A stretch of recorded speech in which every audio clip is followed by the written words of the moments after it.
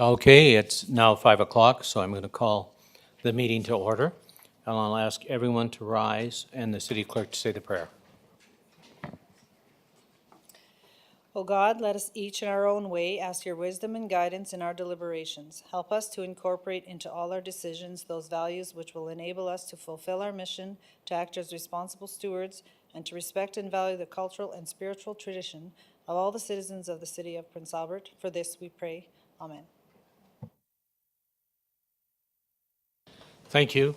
I would like to acknowledge that we're on Treaty 6 land and the home of the Métis. Number 3, approval of the agenda. And I have 2 amendments. You have a fact sheet on your desk, which will show up as 9.1. And then we have a time-sensitive report. We're sorry for getting it so late, but it is time-sensitive. And it will be 11.19 on the agenda. So if I could have someone move the agenda as amended. Councillor Zepp. I move that the agenda for this meeting be approved as amended and that the presentations, delegations, and speakers listed on the agenda be heard when called forward by the mayor. Thank you. Seconder. Councillor Head. Thank you, Your Worship. I'll second that. Thank you. I'll prompt the question.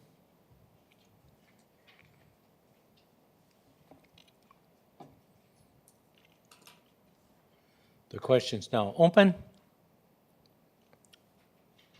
And carried. Thank you. Presentations, we have none. Declaration of conflict of interest, we all know that. If you have a conflict, you have to notify the city clerk and excuse yourself at the time of the conflict. Number 6, adoption of the minutes. Councillor Miller. Thank you, Mayor Dion. That the minutes of the council regular meeting held March 6, 2023 be taken, read, and adopted. Thank you. Seconder.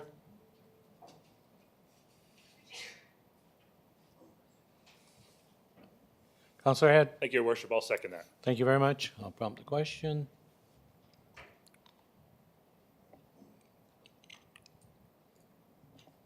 Question's now open. And carried. Thank you. Notice of proclamations only at 1. World TB Day, March 24th, 2023.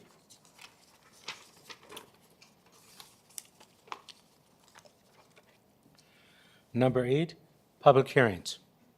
We have 2. So I'll open with the first one, which is bylaw number 10 of 2023. I now call the public hearing open and ask the public if there's anyone here to speak on this item. It's in regards to rezoning parcel AAA. I hear none. I'll ask the administration to make a presentation, please. Director of Planning. Thank you, Mayor, and thank you, members of council, for the opportunity. The rezoning application you have in front of you is for bylaw number 10 of 2023. You'll recall a partnership with Métis Nation Saskatchewan to develop over 25,000 square feet of office space for their members. This is for second and third reading of bylaw 10 of 2023. We're rezoning from future urban development district to a institutional district. We have moved ahead with public notice. We have not received any correspondence from anyone who are against this proposal. Actually, anecdotally, we've heard a lot of very, very positive comments and support for this project. So I'm very pleased to recommend second and third reading of bylaw 10 of 2023 to rezone approximately 4 acres of the recently acquired 30 acres from Métis Nation Saskatchewan. So with that, I can answer your questions if you have any. Thank you. Thank you. Any questions? We'll see.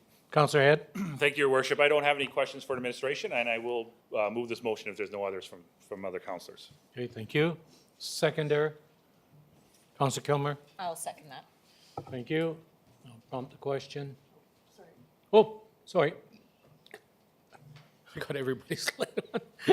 Councillor Zepp. Thank you. I see we have a representative from Métis Nation here today, and I just wanted to say thank you to the organization for the work that you're doing. Okay, thank you. I'll prompt the question.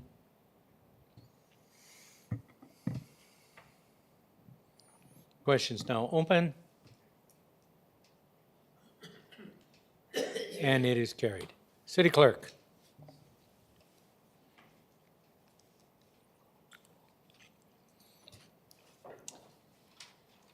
Mayor, we have bylaw number 10 of 2023, a bylaw to rezone a portion of parcel AA, Plan 62PA 10512, Extension 1, from future urban development to institutional general. This bylaw is for second and third readings. Thank you, Councillor Head. Thank you, Your Worship. I'll move that bylaw number 10 of 2023 be read a second time. Councillor Kilmer. Thank you. I'll second that. Thank you, and I'll prompt the question.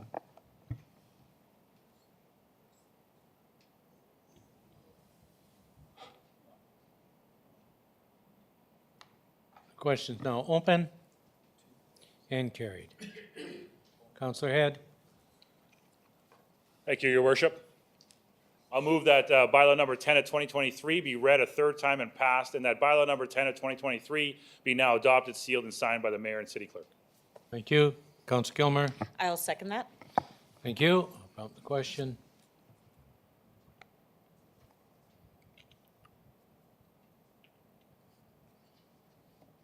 Question's now open.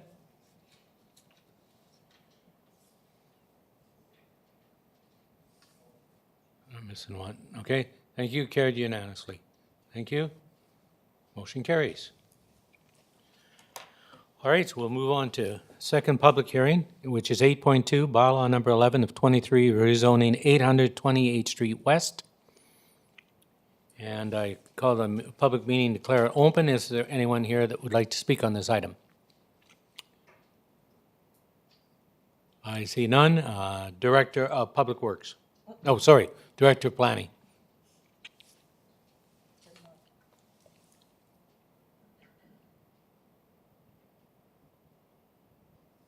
Thank you, Mayor, and thank you, Council once again for the opportunity to present to you second and third reading of bylaw 11 of 2023. Bylaw 11 is to accommodate a rezoning from future urban development zoning designation to a high-density R4 zoning district. You will recall the recent land sale on 28th Street West for up to 180 dwelling units, apartment buildings, 3 apartment buildings. That report is a little bit further along in the agenda. This report today is just to have the property rezoned. We have done public notice, and we have not received any feedback regarding the zoning specifically, and we'd be happy to answer your questions if you have. Thank you, and with that, I'll declare the public meeting closed. And what's the wishes of council? Councilor Cody. Yes, I have no questions, and I agreed with administration that bylaw number 11 of 2023 be given second and third reading. Thank you. Councilor Brodnick. Thank you. I'll second the motion. Thank you. I'll prompt the question.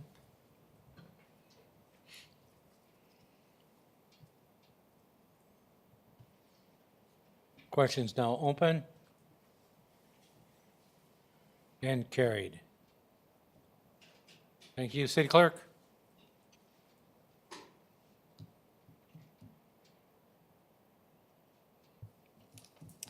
Mayor, we have bylaw number 11 of 2023, a bylaw to rezone the property at 828th Street West from future urban development to R4 high-density residential zoning district. This bylaw is for second and third readings.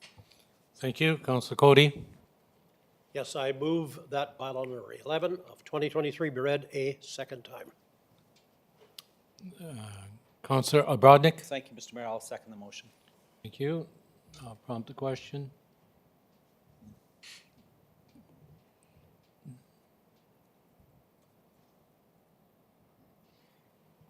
Question's now open. Carried. Councilor Cody.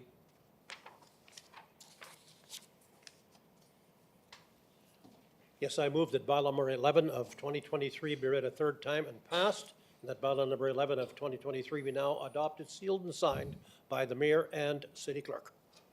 Thank you. Councilor Brodnick. Thank you, Mr. Mayor. I'll second the motion. Thank you, and I'll prompt the question. Your worship, I think Go ahead. this shows something that, that people from afar, whether they're from our community or not, do have some great confidence in our community. I mean, here's a organization that has built a hotel or is building a hotel, and now they're building 2 apartment blocks, and not only that, but they're looking at a third. I think that augurs quite well where we are going in this community. So I give them a lot of credit, and I give the administration credit for helping them out in that regard. And I think it shows that we are on the forward move and on the upward move. And that's a good thing for our community. Thank you. Okay, I prompt a question.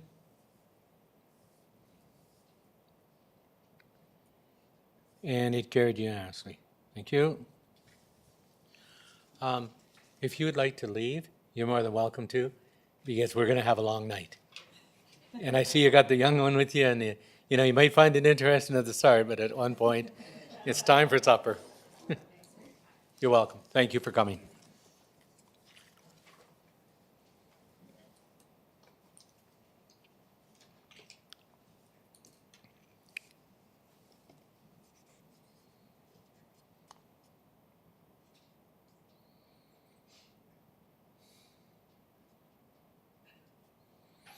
Okay, we'll move on to number 9, delegations.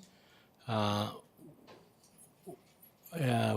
9.1, 2023 property tax bylaw. Verbal presentation from Brian Hall, Riverbank Development, and then also Cameron, or it's not Cam, it's Cam? Yeah, from the Saskatchewan Landlords Association. So, Mr. Hall, if you'd like to go to the podium and just give me 1 minute, I'll prompt you.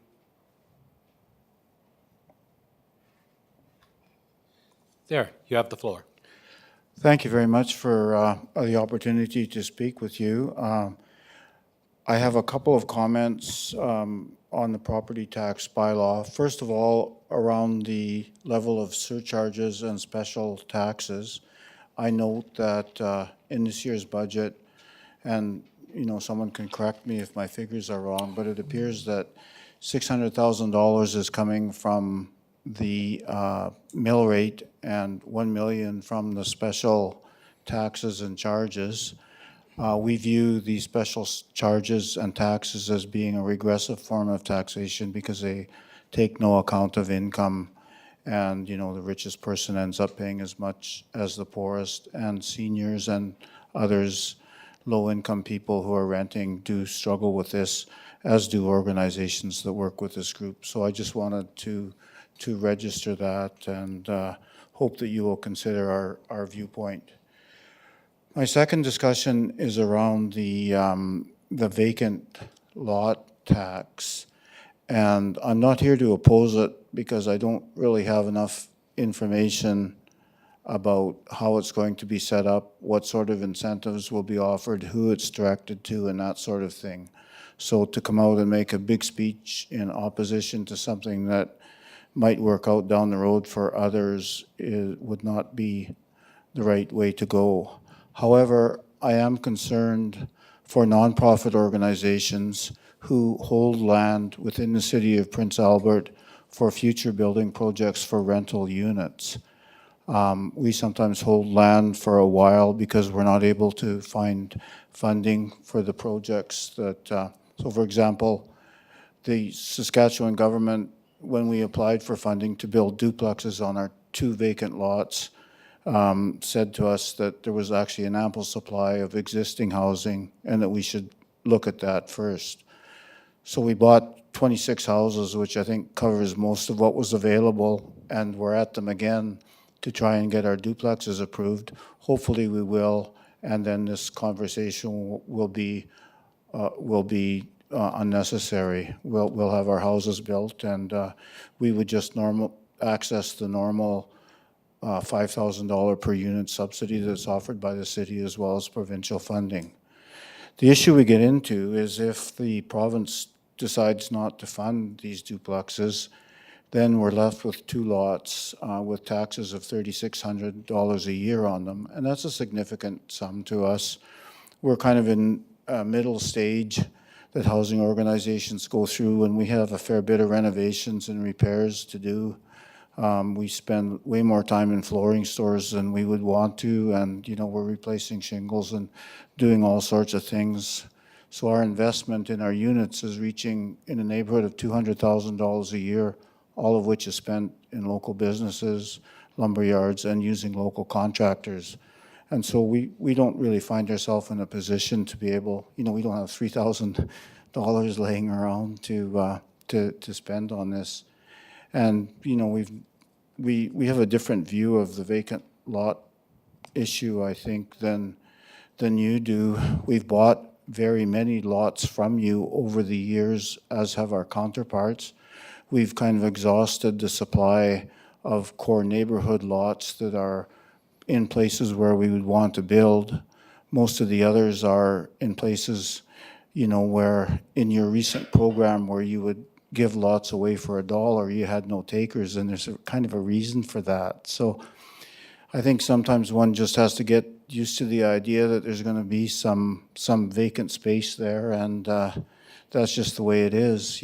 We have one lot across from the Bernice Saizi Center that was a site of parties and police activity, and finally they filled the basement up with water and burned the top down, so it was some kind of weird fire and ice thing, and now it's so nice and quiet. There's a great big tree growing there. The police are never there. Relax, it's just a vacant lot. So, I think you need to consider that. I also would like to speak for many of the people who own vacant lots who are going to really struggle with this tax increase. So if you're someone who tried to pad your retirement fund by buying a couple of houses on 18th Street and it hasn't gone very well for you, and your houses have been demolished by city order and you're kind of hanging onto the lot wondering what the heck to do with it, this extra charge is going to be a serious burden on people who are often seniors and often don't have a lot of money. So I would, certainly ask you to consider that as well. So in summary, I'm not opposing this. I don't know enough about it to say for sure. I would prefer some more consultation. I generally like it better when there's consultation followed by payment. Payment and then consultation, is not a good situation to be in. So I'd ask you to consider that, and thank you for your time. I want to thank you for coming, and I'll assure you, you will be part of the conversation. We will be inviting you, because the team does have some very unique ideas on how to incentivize these lots. And we do also realize that we're probably going to have to exempt some, because this includes all lots. So that could be lots that are 6 months old that somebody just developed. So I'm glad that you're here to your concerns, and as you say, most of it's in the detail, and once the detail's worked out, you may have no objection, and you still may. But you're going to have a clear opportunity to speak on that matter. Thank you. And be part of the solution, because that's what we're looking for, is a solution for all these vacant lots. Okay? Any other questions of our guest? No? Go ahead.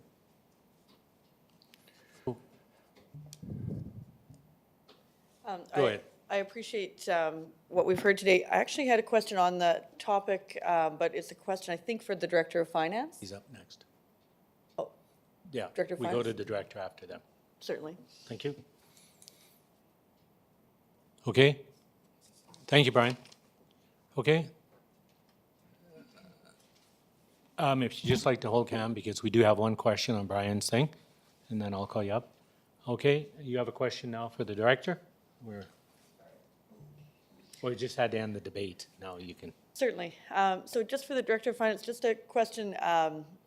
I'm thinking that, and correct me if I'm wrong, but that nonprofit organizations can and have come to City Council and requested tax exemptions for properties in the past. And I would think that nonprofit organizations could, once again, bring that to council, make application, and ask council if council would exempt taxation on them. I'm just wondering the process on that.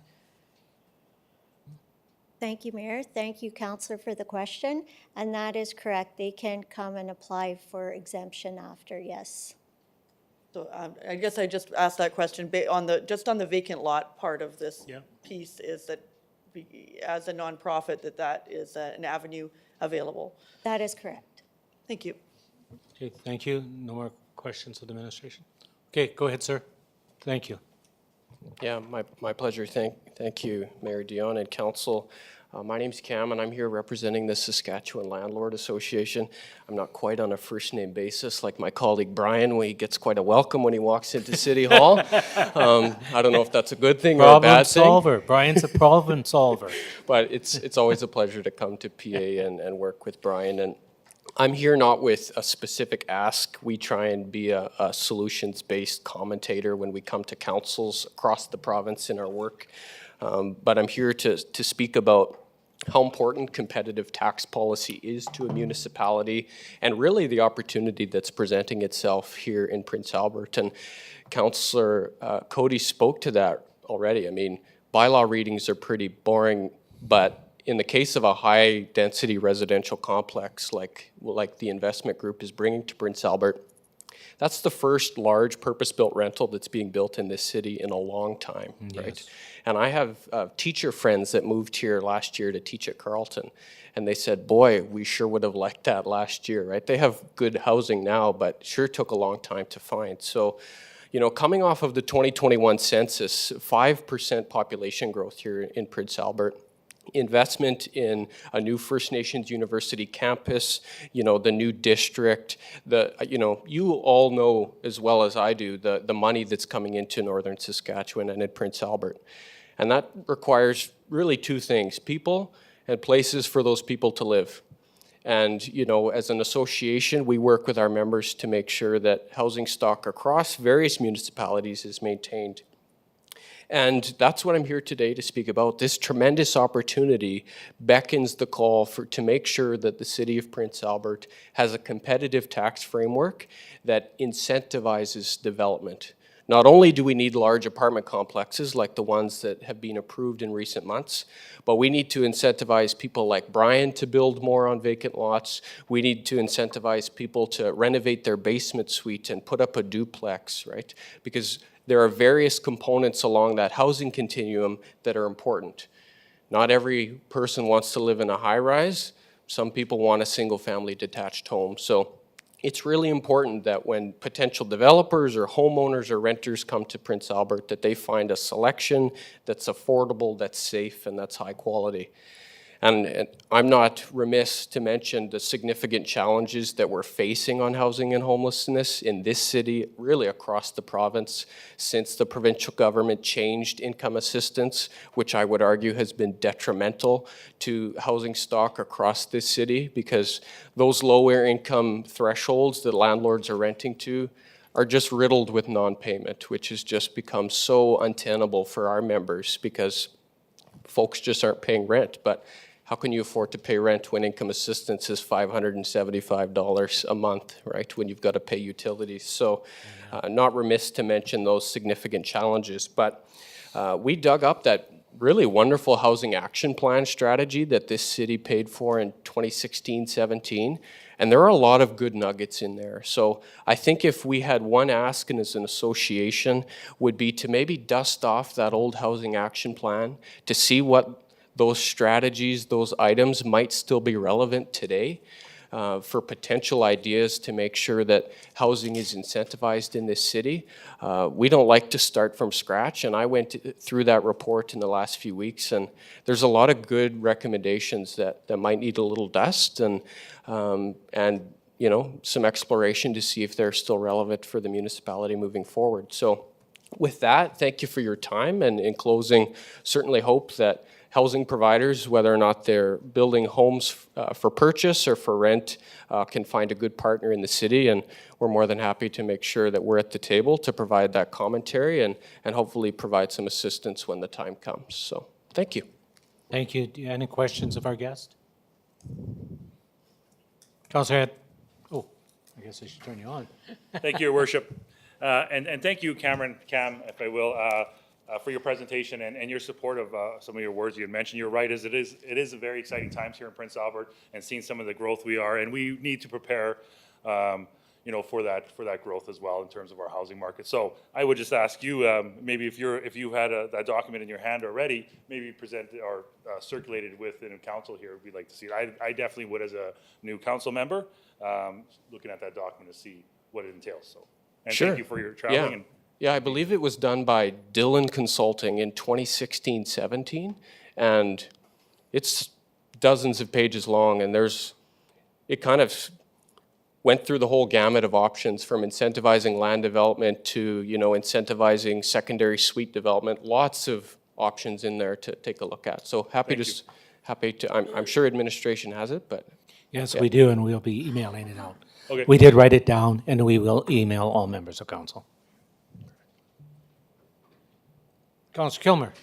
Thank you. Thank you very much for your presentation, and I really appreciate the positivity and the idea of how important housing is to a community. I do have a question in your data that you provided in the letter. I was just wondering if you had the square footage of the housing that you had for each of the cities and the tax.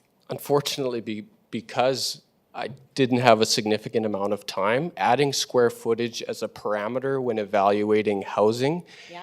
makes it extremely difficult to find a level playing field. So I Yes. simply look at assessed values. So no, unfortunately, I can't provide that. Because I'm not an economist by trade, what I looked at was publicly available assessment information through the tax tools that each municipality provides, found houses within that range, and then took the municipal portion out, which is the data there. Okay, so I do hear you say that square footage does play a Certainly, Role a on the bigger assessment house typically would have a higher assessed value, assuming it's in fair condition. Yeah. Thank you very much. You're welcome. Councilor Cody. Yes, thank you very much, Cameron. You're welcome. Good discussion. Do you have standards that your landlords need to uphold? Is there such a thing as a booklet telling me this is the standard that this home has to have, whether it's Brian's Homes, whether it's the Sask Housing Authority's homes, or whomever it may be? Is there a standard there that we could look at saying, look you haven't met the standard, you gotta bring it up a bit? Is there something like that around? Good question. It varies by municipality. So I'll use Saskatoon, for example, because we've done more of a deep dive there. We've partnered with the Saskatoon Fire Department to, at some point, sometimes I'll just drive around the city and find vagrant properties and report them to the fire department. Because we're really concerned when property maintenance bylaws are obviously not complied by. If your property maintenance bylaw is different than Saskatoon, the standard's a bit different. Ultimately, our members are responsible for a few things. They need to comply with the National Building Code and fire regulations, and that again varies by municipality. The fire department here is a slightly different bylaw than in Yorkton, for example. They need to comply with the Residential Tenancies Act, so the unit needs to be habitable and clean and have all the running utilities. And they need to comply with any municipal bylaw related to property maintenance. So they need to do that. That standard shifts. But what we've done for some of the really bad properties in Saskatoon is the chronically boarded up ones. We've actually, as an association, proactively reported those landlords so that the fire department can begin enforcement and in most cases demolition for those chronically vacant properties, because the rest of our members are tired of those vagrant properties dragging down property values, right? They attract crime, they attract vagrancy, fire, all of those bad things. So it's not really, it's a long answer to a short question, but that's kind of how we approach it. Thank you very much. You're welcome. Thank you. Any other questions? No? Thank you very much, sir. You're welcome. For your presentation. Thank you. And we'll invite you to one of Brian Hall's classes. You're welcome. Okay, so now we've done that, we'll move back to 9.1 with the bylaw that's on the screen. The 2023 property tax bylaw.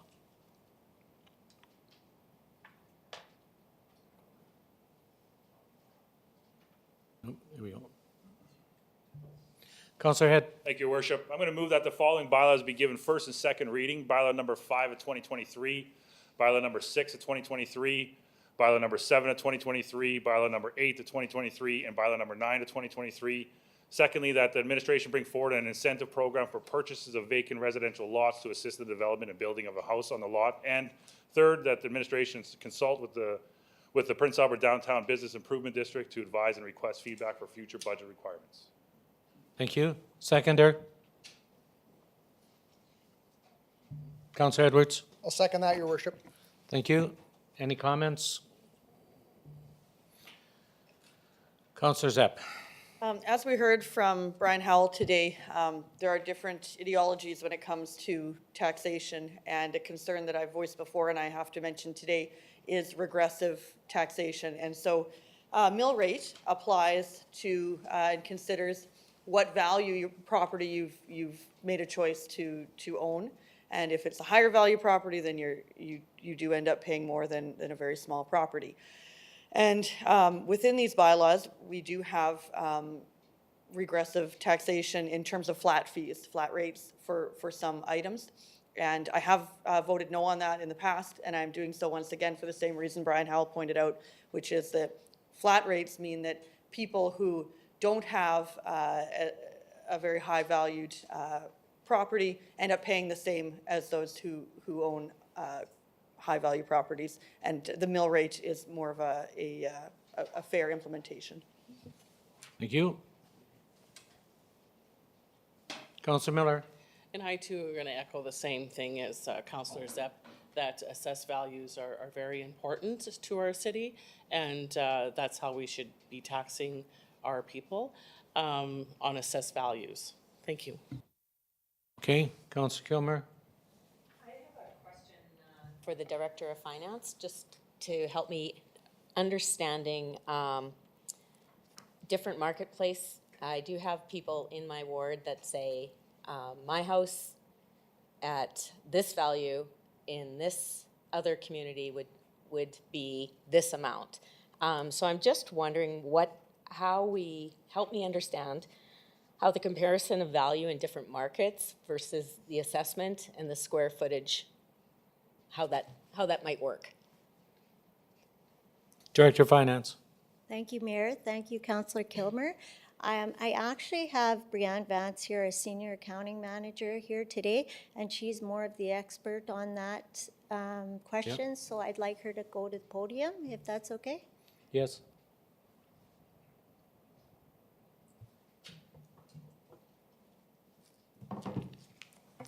You're up.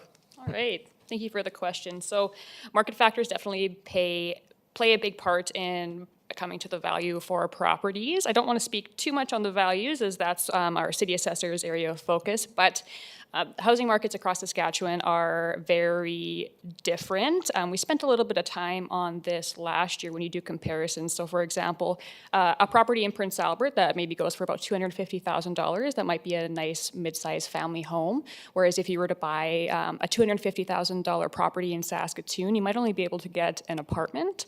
So there's just variations in market values depending on the location of the property.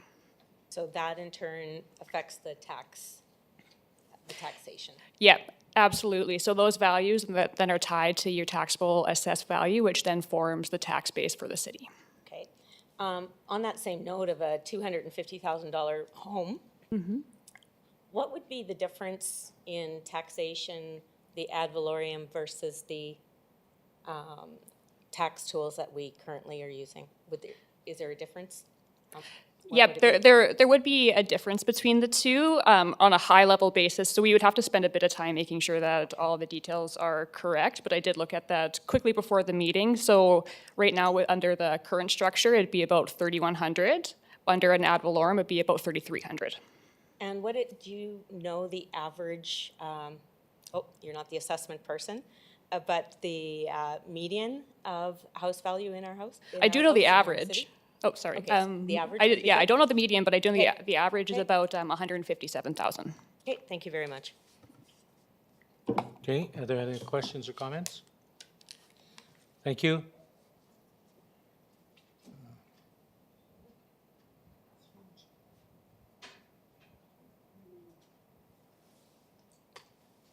Did it without you. Okay, I'll prompt the question.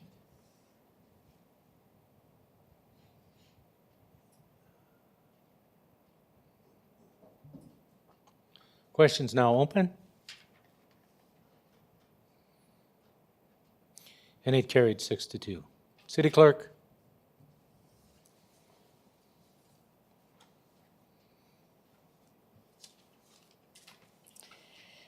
Mayor, we have bylaw number 5 of 2023 to raise the amount of taxes for general municipal library and capital projects for 2023. This bylaw is for first and second reading. Thank you.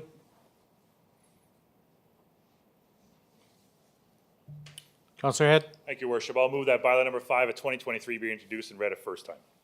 Thank you. Seconder? Counselor Edwards? I'll second that, Mayor Dion. Thank you. I'll prompt the question.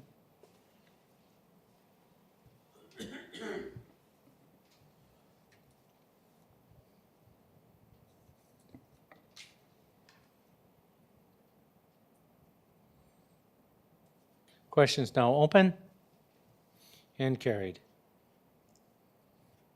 Counselor Head? Thank you, Your Worship. I'm going to move that bylaw number 5 of 2023 be read a second time. Thank you. Counselor Edwards? Seconded. Thank you. Prompt the question.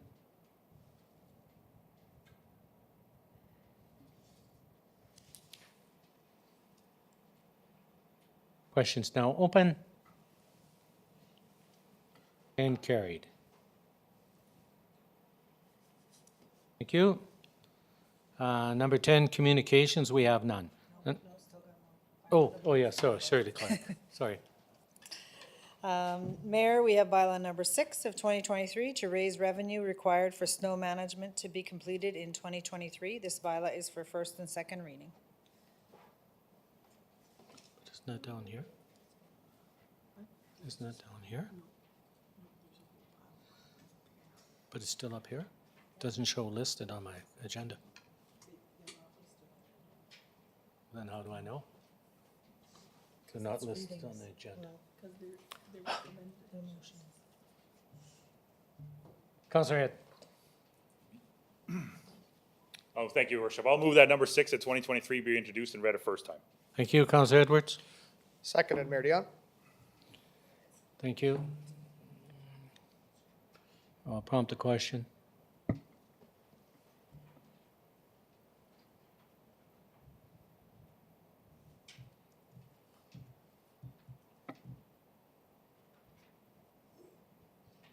Questions now open.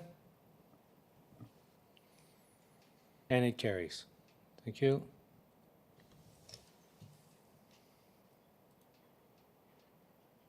Well, she's got to do every one of these bylaws separately. Okay, then she should separate it on my sheet. Because I thought, because I thought we'd add them all. Okay, Councilor Head. Thank you, Your Worship. I'll move that bylaw number 6 of 2023 be read a second time. Thank you, Councilor Edwards. I'll second it with a comment. Go ahead. Mayor Dion. I am supportive of this motion and increasing the snow management special tax. We all need snow removal. It's important. We all have residents in all areas that say to us, listen, where's the snow removal? Why are we not clearing our streets? There's ruts, there's everything, and we have crews out there that are working hard. They're maintaining our roads the best they can. We've seen over the last 3, 4, 5 years an increase of snow. Well, what are we supposed to do? When the crews are out more, we have to pay more. There's an extra cost to that. So we need to increase that amount a little bit. The fuel has gone up, just the overall cost, whether that be carbon tax, there's extra cost. Our fleet, extra cost for snow removal. So this is certainly one that we see. Everybody utilizes our roads. Everybody in the community utilizes our roads. So, in my opinion, it can't all be lumped into a mill rate. We need these types of taxes in order to keep moving forward. And it's not unfair. It all can't go on. I've heard comments such as, the rich must be hurting. It's not about the rich. It's not about the poor. It's about we all utilize these services. And that's important to keep in mind. And I just want the community to recognize that we need to keep bumping these little by little in order to stay and keep the services that we have today without regressing. Thank you. You're welcome. Okay, I'll prompt the question.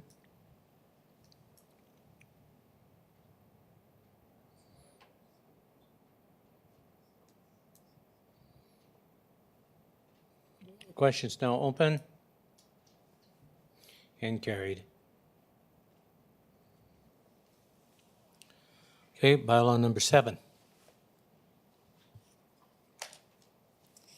Mayor, we have bylaw number 7 of 2023 to raise revenue for roadway work to be completed in 2023. This bylaw is for first and second reading.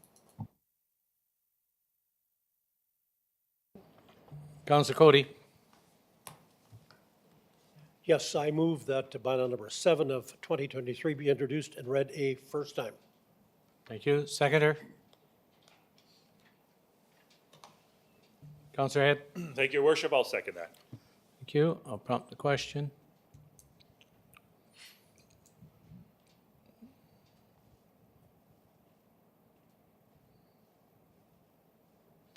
Question's now open and carried. Councillor Cody.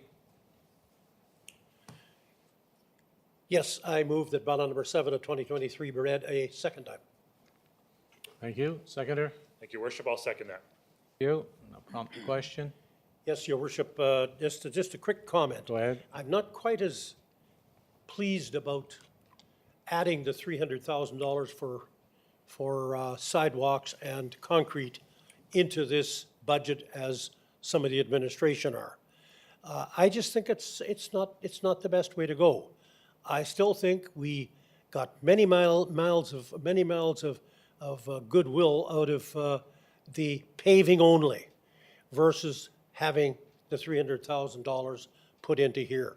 I just think I don't like to mix it up. I like to leave it as specific as possible. And I know that that's what the special tax says. It has to be for a specific purpose. I know what you've done here. You've said, well, now the specific purpose is paving and concrete. I recognize that. But at the same time, my suggestion would be we should have left it alone because I think it was working well. And if you need more money in the concrete, ask for more money. Don't try and hide it in here and take some of the paving money, and that's what you can do now. That's what you can do. You can take $1 million of that paving money and put more godforsaken medians down the roads, which aren't necessary. You can paint yellow lines, which is as good. And what's going to happen here, we'll paint more and we'll put more and more in concrete, and I don't think it's necessary. So please do not allow any theft from the paving to go into concrete. I don't think we should agree with that because that's not what it's meant to be. Oh, you want to speak? Oh, you have a comment? Okay, hang on for a minute. Yeah, I'll recall it.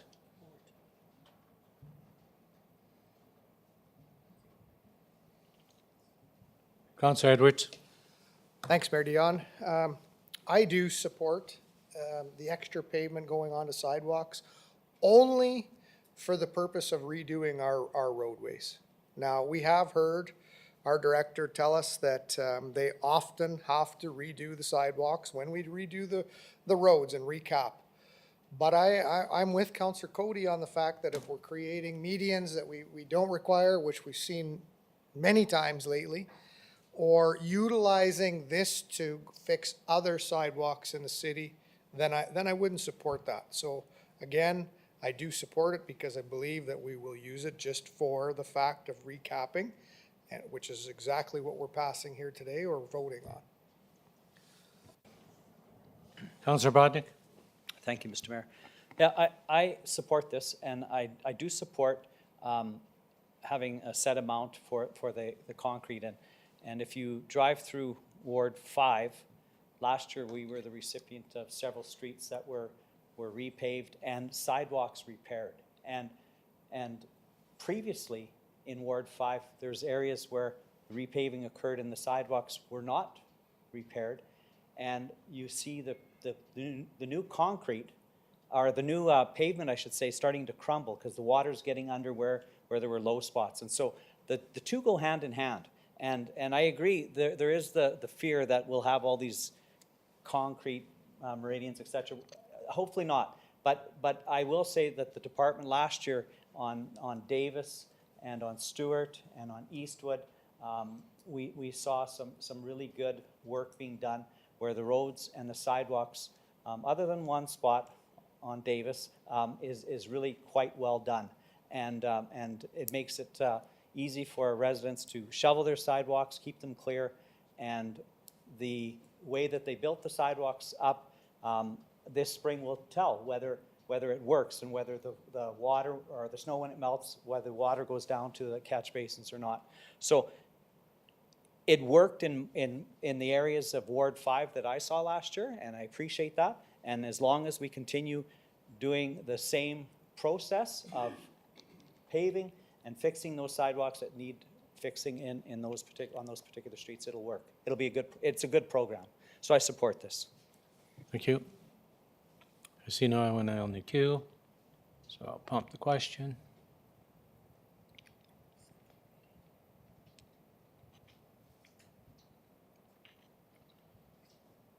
Question's now open. And carried.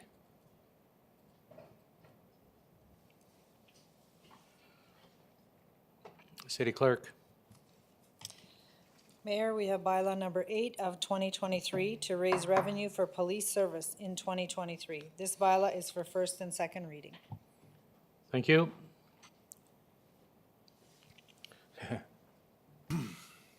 Councillor Head. Thank you, Your Worship. I'm going to move that bylaw number 8 of 2023 be introduced and read a first time. Thank you, Councillor Bodnick. I'll second this motion, Mr. Mayor. Thank you. I'll prompt the question.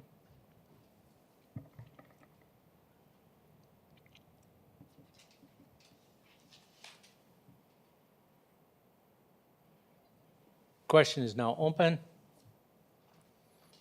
and carried.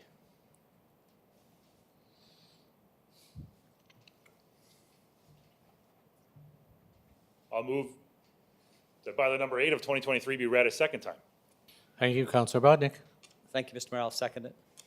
Thank you. And I'll prompt the question.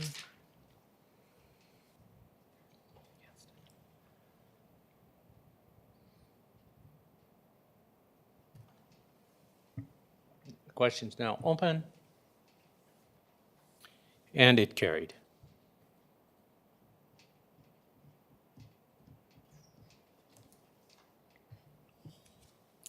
Mayor, we have bylaw number 9 of 2023 to raise revenue for the Business Improvement District for 2023. This bylaw is for first and second readings. Thank you, Councillor Head. Jeez. A question? Thank you for volunteering. Yes. Before I move this, though, I want to know a little bit about whether it kept it the same. I know there was a question in the last executive meeting whether or not that mill rate was to be kept the same. Did we adjust that? Does it stay the same? Perfect then. I'm going to move that number, bylaw number 9 of 2023 be introduced and read a first time. Thank you. Councillor Kilmer. Thank you. I'll second that. Thank you. Councillor Zapp. Question, it might be for the city manager or the director of finance, but just when we say kept the same, I guess I just want to confirm the same as last year, or the same as I think what administration means is it's the same as what was in the report, which is a change to last year.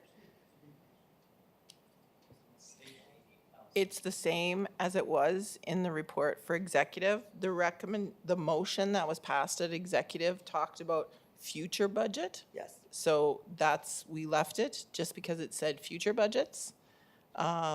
We didn't change it for this year. Yes, and has any consultation occurred yet with the Prince Albert Business Improvement District about if they would like to see the decrease that's proposed in this motion or not? No, I don't believe so. If I would then, thank you for that clarification. That's kind of what I was asking, and where I was hoping that we'd have that conversation and it would have been prepared for this evening. That's why I was on the agenda. So I'm not, I think some more consultation is needed, and I'm going to have to withdraw my motion then. Okay. Oop. What happened? Oop. Counselor Abrodnik? Thank you, Mr. Mayor. I'll move the motion that bylaw number 9 of 2023 be introduced and read a first time. Thank you. And you stand, Counselor Kilmer, as a seconder? Thank you. I'll prompt the question. No, he just never shut his light off. Did you have a comment? If anybody can tell me it stayed the same, then I'm a monkey's uncle. Because I can tell you what, the mill rate was different this year than last year. If that's the same, then I'm out to lunch totally. The mill rate has changed. It stayed the same as was presented to you at executive. That's The what I'm mill rate saying. has changed, has it not, in here? It's different, yes, it's That's right. different than the current one, but it stayed the same. This report is exactly the same as what you presented at executive. I agree with that, but I didn't agree with it in executive either. That's what I said. It was wrong then, and it's wrong now. We are giving bid less money than what we could have got if we'd have stayed with the same mill rate. If you'd have stayed with the same mill rate, because of the assessment going up, you'd have got a little bit more money, about $78,000. That's exactly what I'm trying to say here. Okay, You want? thank you. I'll prompt the question now. Then put your lights on, please. We were, but there was no more lights on. Now you decided to add to it, so all I'm asking is, absolutely. Counselor Edwards. I thought we would have the consultation. I mean, realistically, I don't think it would have taken a whole lot to reach out and have those conversations. It's important to have those conversations, and people are always looking for more money. And we could have kept everybody the same. It would have been nickels and dimes every year, and the downtown bid would have had additional money, which they need. I mean, the added security that they need each and every year now coming up, that's not gonna get any better in the near future. They're gonna need it. So I just don't understand why we didn't have those consultations. And I think that some businesses are prepared to say, just stay afloat, stay the same. I've had some conversations with people. They're like, it wouldn't even have made a difference. But here we are, we're lowering it, and then we lower the amount that they're going to get. And I don't understand. It doesn't make any sense. So as this motion sits, I'm not going to support it. I'll talk here. Go ahead, Counselor Brodnick. Thank you, And then Mr. Mayor. Counselor Kilmer. Pad bid is asked for 78,000. They're getting 78,000. Yes. If that's and a few $100s. Yes, that's what's happening. They're getting 78,000. What changed from my understanding, and I don't have the brains of our finance people at all. But my understanding was that some of these businesses are going to be paying a little bit more because their assessment went up. Some are going to be paying a little bit less because their assessment went down. But we're still collecting the 78,000. And the mill rate did decrease because of the assessment. So we're still collecting 78,000. And so some businesses are getting a reduction in their taxes. And some, because of their assessment, are getting more. But ultimately, in the end, Pad Bid is still getting the 78,000 and whatever $100 that they asked for, and that was approved in budget deliberations. It's now the tax tools of how we collect it. How do we get that 78,000? And that's, from my understanding, I hope I'm explaining it, or my brain is working, hopefully. You got it right. That's how we're getting it. And it's just like, if we need 70 million or 40 million or whatever to run the city for this is how we're going to collect it based on the assessed value. Some are going to go up, some are going to go down. That's how I understand it. And so that's why I'm supporting this. And next year, when Pad Bid comes and wants more money, then that's where we'll have to raise their mill rate back to where it was in previous years, and they will get more money of 100,000 or whatever they need to continue the operation. But for now, that's what's going to happen for 1 year. So that's why I'm going to support this motion. Thank you. Counselor Kilmer? Thank you. I just wanted to add that not only is it what they budgeted and then we're collecting for what they budgeted, but that there was also money left over from this budget that went into the reserve. 26,000. And so the amount that is being collected and the understanding and planning that PA Bid is going to be doing this next year, you can guarantee that the budget will be very different next year, that we will have some really good budget deliberations. But I am in favor of just leaving it status quo and making sure that when we are discussing with PA Bid, that the budget is fully, they're asking for everything that they want and need in PA Bid area that the residents there or the business community wants. Okay, I see nobody else in the queue.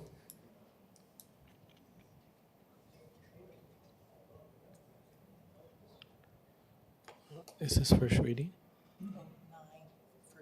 Yeah, I got it. I just asked first. Okay, the motion is open. And the motion is defeated. Yeah, they did. It's 4-4. So the motion is defeated.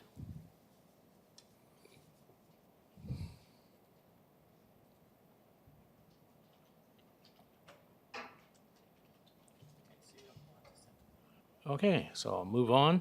Mr. Mayor, I have a motion, if I could, under this topic, that. Not under bylaws.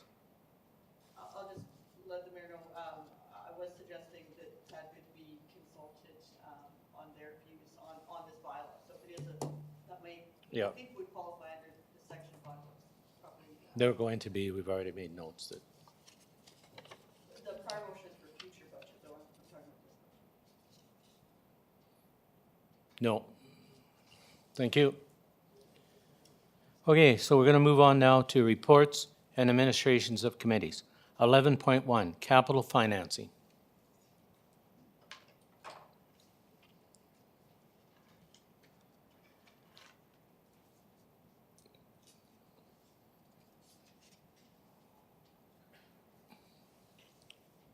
Councillor Edwards. Also move that the capital financing request for proposal number 9 of 2023 be awarded to the Municipal Financing Corporation of Saskatchewan to be payable over a period of 35 years for the creation of debt not payable within the current year in the amount of $30 million for the construction of the Aquatics and Arenas Recreation Center. 2, that the fixed interest rate for the loan be approved up to a maximum of 5.35%.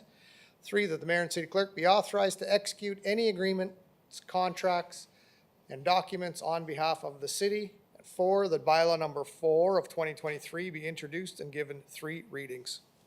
Thank you. Seconder, Councillor Cody. Yeah, I will second that, and then I'd like to ask a question. Go ahead, sir. Yeah. What was the next bid with regards to interest rate?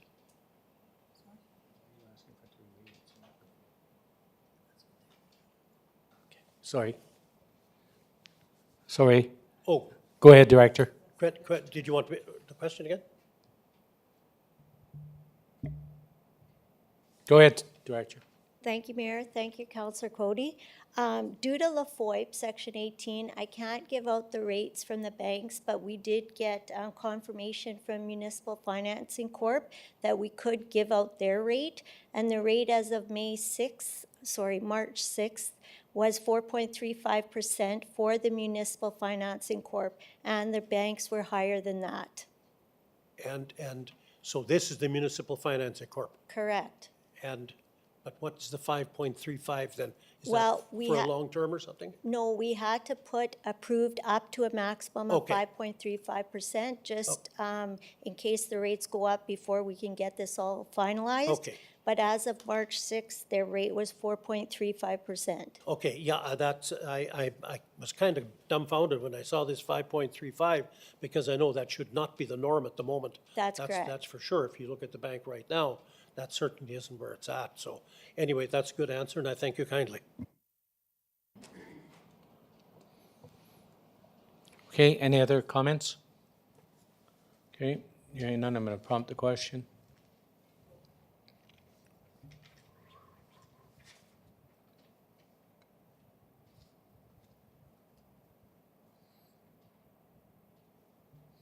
Question is now open. And carried. City Clerk.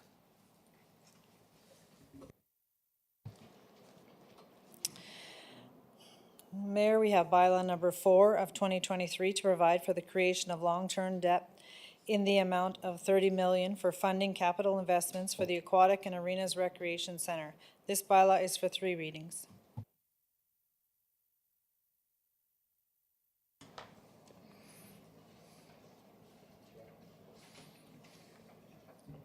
Councillor Edwards. Also move that bylaw number 4 of 2023 be introduced and read a first time. Thank you. Seconder. I'll second that. Thank you. I'll prompt the question.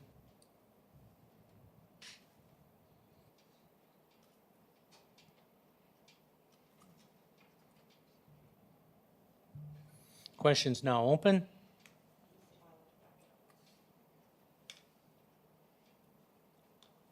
Passes 5-3. 5-3. Councillor Edwards. Also move that bylaw number 4 of 2023 be read a second time.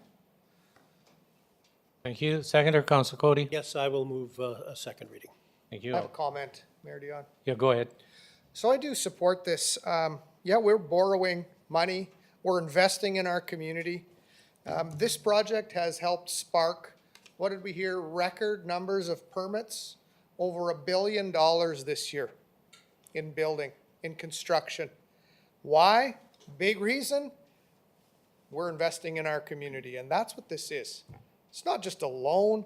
We've heard it again. This is an investment in our community, and this is extremely positive for the future of our city.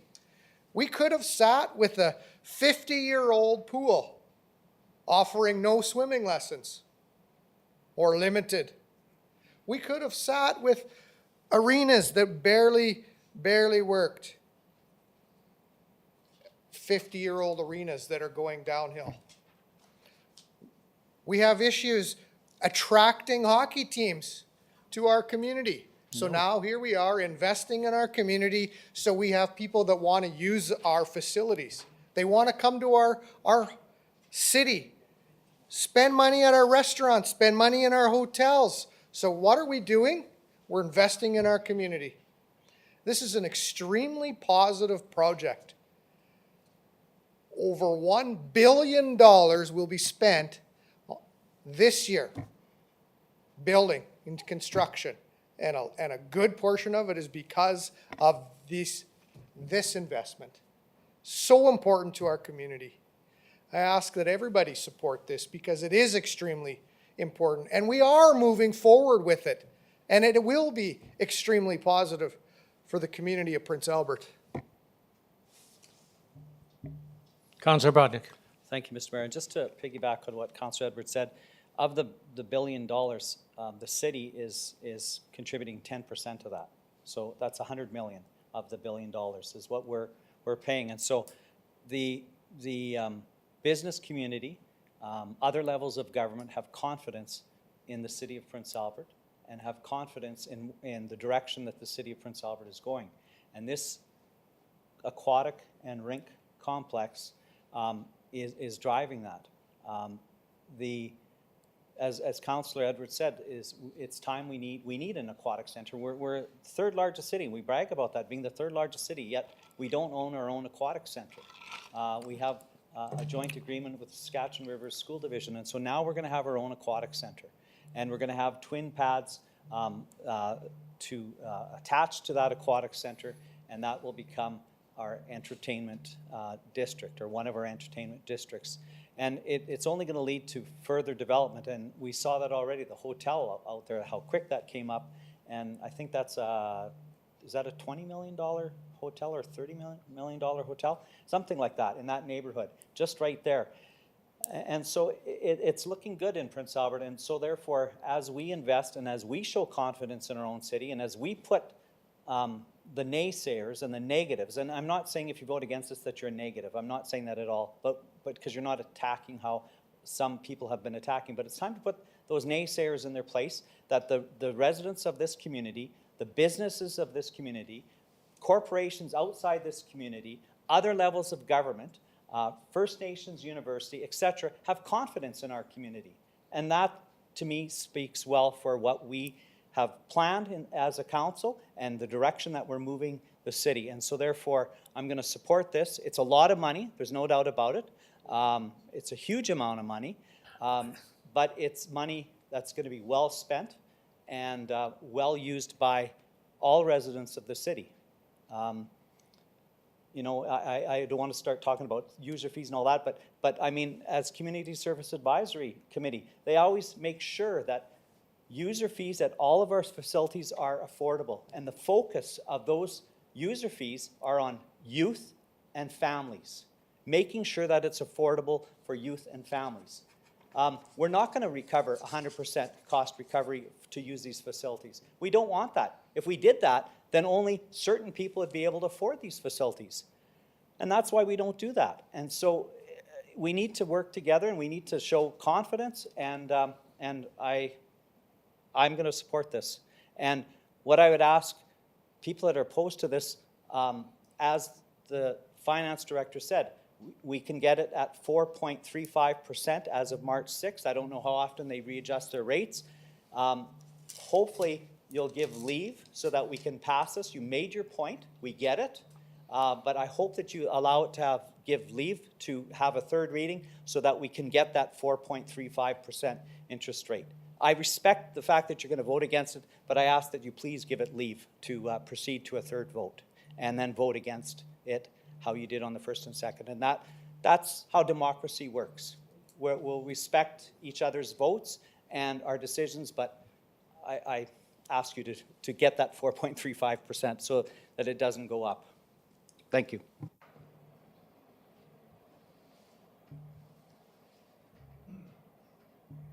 Councillor Zepp. Thank you. Myself and some other members of council have voted yes on parts of this project, right, as we've gone through the process. And one point where I had to take a long, hard look and vote no was on when costs really increased and we were looking at a majorly different price tag. And so I think that, you know, it'd be hard pressed to say that you know, anyone doesn't want a new pool and anyone doesn't want new ice.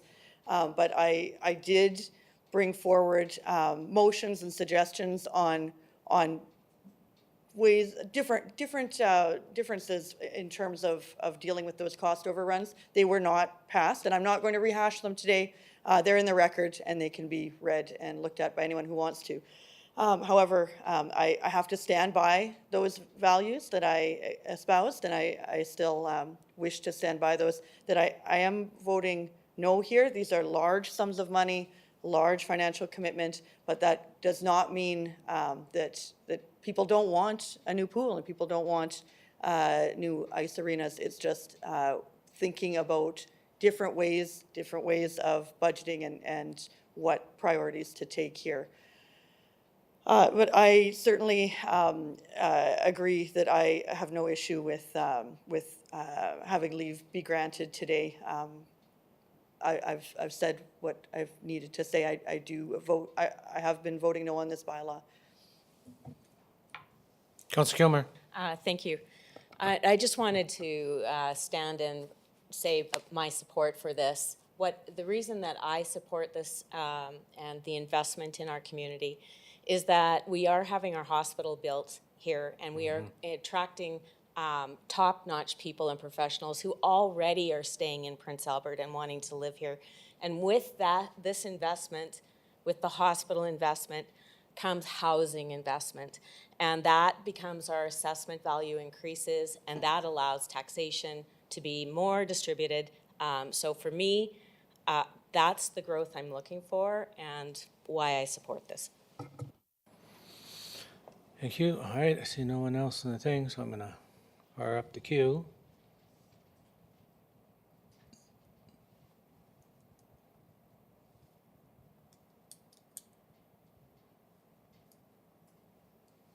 Okay, the question is now open.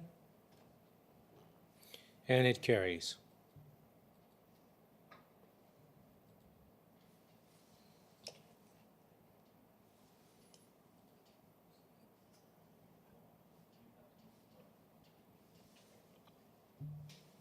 Councillor Edwards?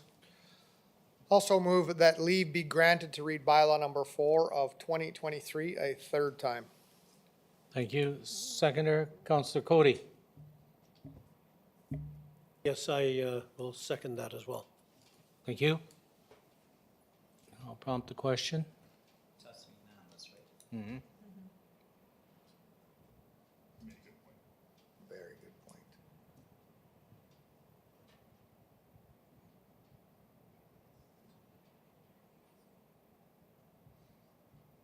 Question is now open. Leave is not granted. I want to see who voted against it. Oh, my God. So I would ask administration, can you keep track of that interest rate for what it costs us today? It's at 4.3, to bring it forward when we do get third reading, what we're going to pay then. Okay, thank you. Your Worship, Oh, my God. Your Worship, just a point. Councillor Cody, go ahead. When do we need to know that we can get the interest rate at 4.35 versus 5.3, 5 point whatever it was there? At what point in time do we need to know that? Because Well, soon, but I'm going to be calling a we special have to meeting have of a special council. meeting because we cannot afford, we just can't Wednesday. afford to put an additional 1.5% on. That absolutely makes no sense whatsoever. No. And be it on their heads, whoever did this. This is ridiculous. Shameful. It's just unbelievable. It's unbelievable. Point of order, I think our procedure bylaw does state that we all must be respectful of one another. Yes, and And I'm nobody talking to has been Councillor Cody. disrespectful. Did I insult you, Councillor I'm just Cody? suggesting that it's terrible to think that we're going to spend this kind of money when it's absolutely not necessary. There's obviously someone doesn't understand what's going on here with regards to the finance of this community. And it's about time we do. Okay, Councillor Edwards, did you have a comment? I do have a comment, Your Worship. This vote that didn't, well, it passed or it didn't, one vote could cost the citizens of this community hundreds of thousands of dollars. I just cannot believe it. Just in a matter of having a unanimous vote to grant leave, like Councillor Ogrodnik made it very clear, grant the leave so we can move forward and get a lower interest rate that's potential. But here we are today that we could lose that amount of money because of this decision, this one vote. Now, just so you know, I've instructed the city clerk, she'll be calling a special meeting for Wednesday at 4 o'clock to deal with third reading.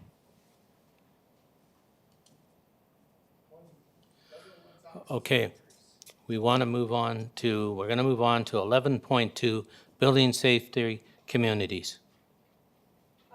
Point of order. Go ahead. Oh.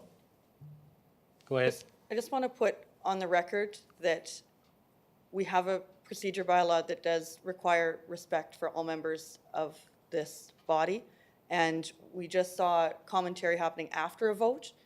And I didn't realize that until now, but we had voted and we heard further commentary. I'm really concerned about that, Mayor, and I don't think it's respectful. I don't think it was right. I can understand people having concerns, but I did not. I'm very concerned about having these kind of comments after a vote. Okay, I'll note that.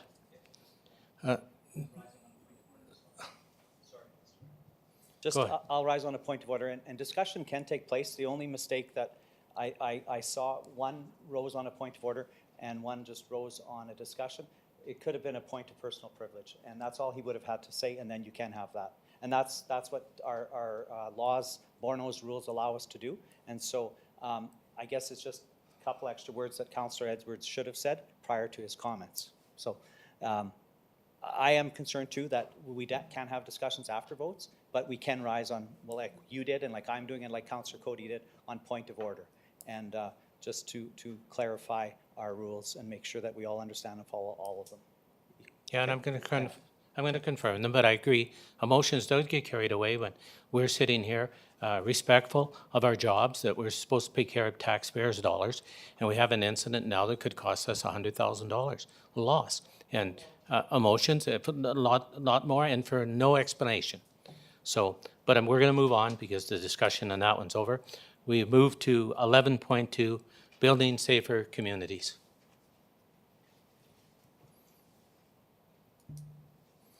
Councillor Zepp. Thank you. I move to refer this item back to administration for review and further report.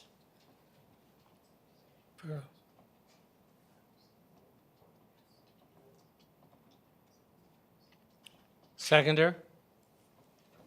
Oh, yeah. Councillor Miller. I was second, Mayor Dion. Okay. Go ahead, Councillor Zepp, with comments. I have a question for city administration. So in reviewing this report, it appears that when we see the verbs in the report, we see analyze, scan, identify.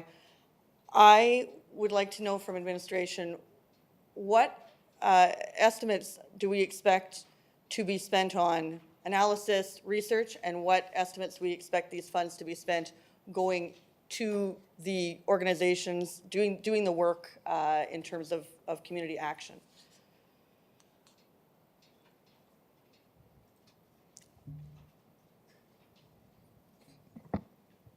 Director of Public Works,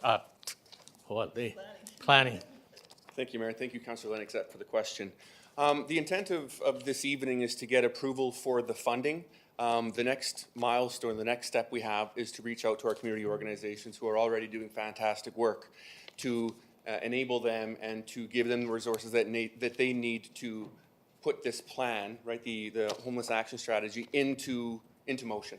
So all that we really confirmed right now, or all that we're hoping to confirm, is that we do have the resources available to them, and that would probably include, and this, we have to consult with them still further, would be to have a contract employee that will be in charge of moving these things forward. You recall at the previous city council meeting, it was approved that the city provide coordinating support to community organizations, and we think this is a very logical next step.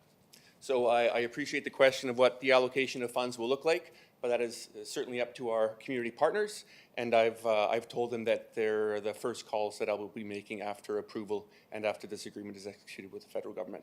And I have some other questions on that. So when I read the report and I see the plan for funds, and as I said, we look at the verbs, we're analyzing, scanning, but it seemed to me to be, when there's 4 steps that are identified in the report, it seemed to me that there is more work being done in the analysis and identification, and which I'm sure we need some of, but it does seem to have less focus on implementation, providing money to organizations doing the work. And so my concern is this document, this description of the four steps, I presume that if we carry on and pass the recommended motion today, that we are then tied to follow those 4 steps, and that those 4 steps are tied to this funding from the province. Am I getting any of that wrong? No, you summarized it. There's a couple points I want to clarify. With this type of funding, we are bound, right, by the agreement, and the money can be used only for certain things. The language you provided is somewhat flexible. I think the key is that we want to provide that coordinated support. So while you hear words like gathering knowledge and analyze, we're certainly not going to be going out and doing another report. What we're looking to do is pulling the information together that's already been done, and from there come up with actionable initiatives that we can actually move forward. And we'll be reaching out to people like are in the audience today, and I've also heard from a few of our other nonprofit agencies that are very much looking forward to this funding and moving this ahead as well. So we won't be doing a whole pile of research. I think we've done well there. We've passed the Homeless Action Initiative, and I know our partners have some good work as well. It'll be pulling that knowledge base together so that we can implement solutions. And I guess this report and these 4 items, if the originated recommended motion was passed tonight, then are those four listed items set in stone with the, I guess it's the federal government funding, I should say, not Yeah. provincial, yeah. Yeah, thank you. Yes, correct. Federal government under the Building Safety or Communities Fund. So the agreement in place will be attached to a proposal, right? But that proposal is, there's some very key messages throughout that proposal, such as investing in community organizations so that we can implement required intervention and prevention services. So those are the types of things that we really want to build on. The knowledge is there. It's just pulling that together for phase 1. And then phase 2 through 4 is really getting to work and mobilizing the resources and getting a contract employee in place to try to tackle some of those difficult issues. Are you concerned at all that at the end of this, that we end up spending perhaps, for example, more than 50% of the funds on the identification and the staff member as opposed to funds to organizations to actually perform useful work? Yeah, thank you for the question. I wouldn't use the word concerned. I think, this initiative is being led by the city, and I know we've heard loud and clear from council and members of our community organizations that they want to see action, right? And I've heard that loud and clear. So no, I think the majority of this funding will be used on implementing solutions and taking actions to these chronic risk. And as part of that motion that was passed, we've been instructed as an organization to be the catalyst, develop that chronic risk solutions forum, which has already been done, right, and to accommodate the recommendations that have been brought forward to us. So no, that's not while I'm mindful of that, I'm not concerned. Thank you. And if the motion I made passes today, which is to refer back, and obviously the concern I'm having, and I'm wondering if others around council are having the same concern about action versus identification work. I guess I appreciate that. I guess I'm wondering from administration, if my motion passed to take this back to the department, review and determine how much are we spending on action, how much are we spending on the preparation, would that impact our funding? Do we need to vote tonight is there a timeline, I guess? Yeah, thank you for the question. To be frank, it would impact our funding. I believe it would take at least a couple of months to get those concrete numbers to you. In a holistic approach, we'd have to establish exactly what we're going to be using that money for, meeting with all of our nonprofit agencies, et cetera, and that would take time.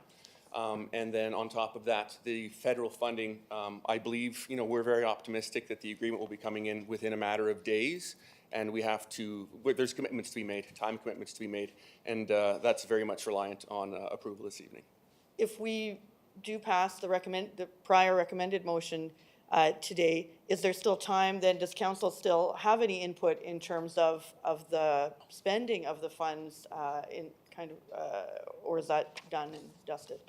Thank you for the question. The Chronic Risk Solutions Forum will absolutely involve council members, right? It's an open forum that will continue to be involve you in, and I certainly won't shy away from that. Will every initiative or every action come to City Council for approval? No, simply because it might be some of our nonprofits that are championing some of these things. If there's larger initiatives that require City Council approval, certainly I'd bring those back, but I see myself reporting back to City Council regularly on what this looks like, but certain approvals may not be required depending on what the funding is going to be used for. And are we intending on consulting with the Bernice Saizi Center, the gang reduction strategy that they work on? Absolutely, I spoke with them this morning. Okay. I'm hoping to hear from other members of council. I maybe should consider withdrawing the motion based on timeline, but I wanted to know if anyone else is also thinking about action versus planning. And I guess I want to make it clear, I don't need exact numbers, but just thinking about, percentages. Is it 50% planning, 50% of these funds go into action? Just an estimate. Seeing those four listed, the plan, I did have this concern. Thank you. Councillor Head. Thank you, Your Worship. And thanks for the report. I have to say, and some of the questions posed from my fellow councillor and the answers by the director, thank you for that. That was helpful. you know, I was really excited to see this on Thursday on the agenda. You know, for finally, we're getting monies to utilize in our city to address some of the issues we're seeing within our community. You know, a lot of work's been done within reporting, within, you know, identifying, with coming up with actionable items, initiatives. So reporting is, in my mind, has been completed. I'm happy to see that we actually have some hard figures here, some monies for this committee or for the community partners to identify where it's best spent. And I do feel that there would be a process in place to do that and identify where would this money best serve the city of Prince Albert and some of the issues we're seeing. So really happy to see this finally from the government. I know through those conversations and those committee meetings, that was identified as how are we going to achieve some of this without the proper funding? And here we go. Finally, from the federal government, we received $1.1 million. And I'm supportive of this motion, not the one we see in front of us because of the delay.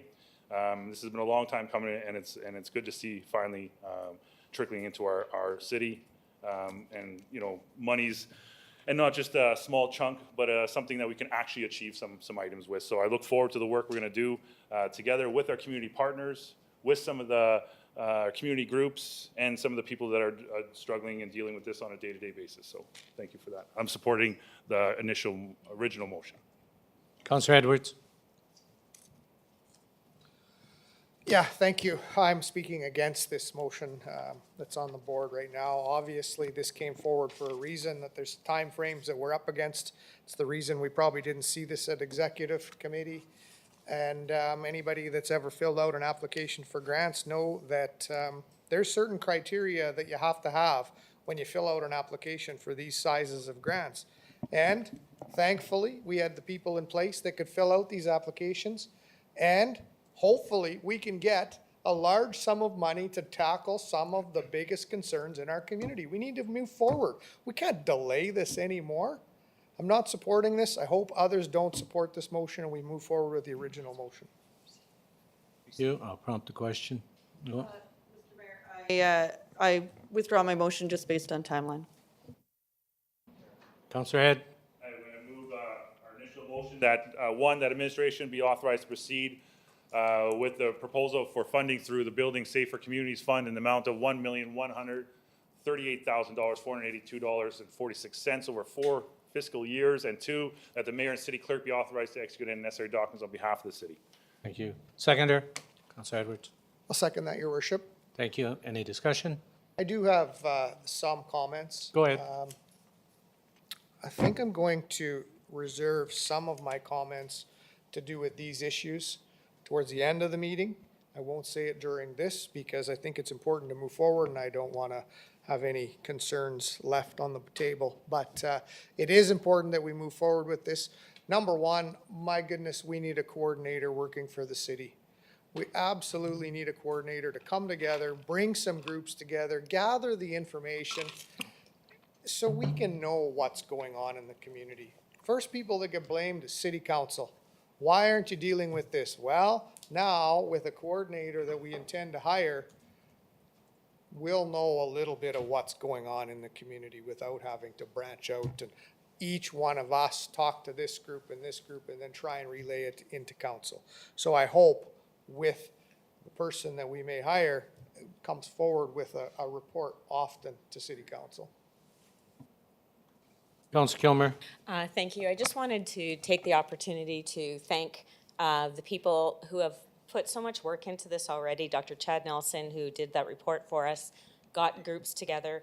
I really want to thank our planning and development director who has worked with those groups to create the Chronic Risk Assessment Forum, which is to me a little bit of a misnomer. It's not a forum, it's a group that meets regularly. Am I correct? That have been identifying the actionables that were in Dr. Chad Nelson's report, and trying to get the groups to work in unison, not counter to each other. And I think that I really appreciate the groups, our nonprofit groups in our city, that are tirelessly working and willing to become part of this forum, as well as the homelessness initiative. So thank you very much for finding this investment, or this money, and I look forward to what we will be doing in the next 3 to 4 years. Councillor Zepp. Question for the director, could I ask, who drafted the four listed, the four items in the report? Thank you, Mayor, and thank you for the question. The city was in charge with the help of Dr. Nielsen. Okay, I'll pump the question.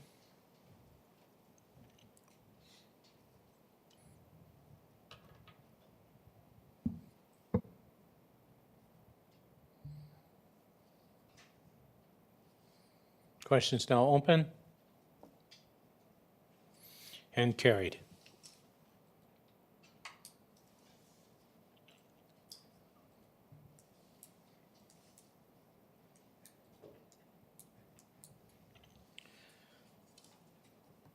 $11.13, Snow Management Special Bylaw Number 8 of 22.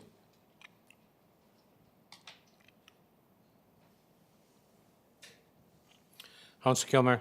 Thank you. I'll move that the snow management unaudited overage costs of $878,747 be funded from the Fiscal Stabilization Fund for year 2022. Thank you. Seconder. Councillor Head. Thank you, Your Worship. I'll second that. Thank you. I see no one in the queue.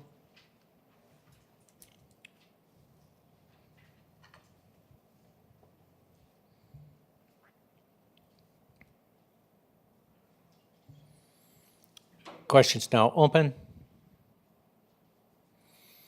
and carried.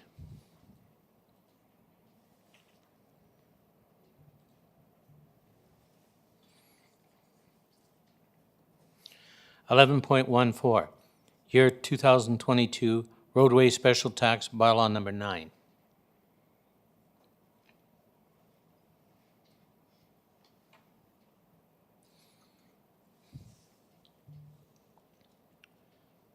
Councillor Kilmer. Thank you, Mayor. I move that the surplus revenue generated from the 2022 roadways special tax and the unspent funds from the roadways recapping program for the year ending 2021 in the total amount of $349,769.04 be allocated as follows.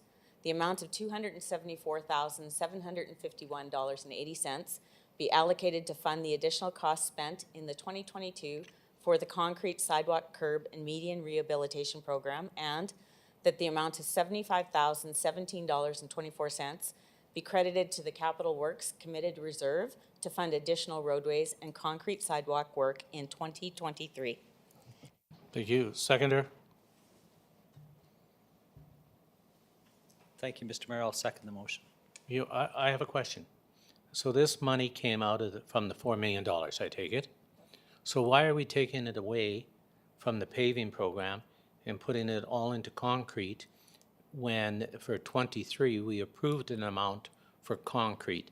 So I'm kind of lost on how we came about this. So did we overspend in concrete in 22, again, without council's knowledge?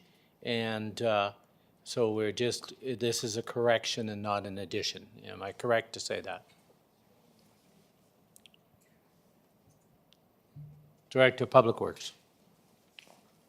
Thank you for the question, and Finance might be able to add to this because they did most of the conversation at the last meeting, but basically, in essence, the concrete program and the paving program as a total, which is shown in the report, is under budget for 2022. But we spent more on concrete following the paving program, as Councillor Grodnick pointed out, in certain neighborhoods where we had to fix sidewalks beside the roads that we were paving. So we were under on paving, we were over on concrete, but we were under, when you combine the two together, by $75,000, and that carries over into the new fiscal year. In past years, that was just an automatic carryover. But Finance has said that it now has to be a motion each year. Hopefully that explains it. Okay, that's good enough for now. Any other comments? Hearing none, I'll prompt the question.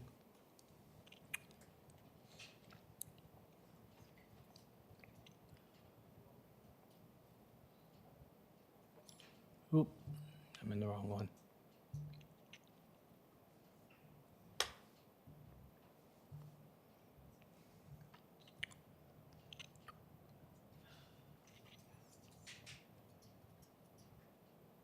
Still management.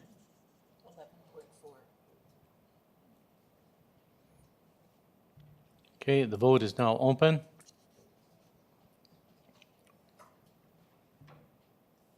Motion carries.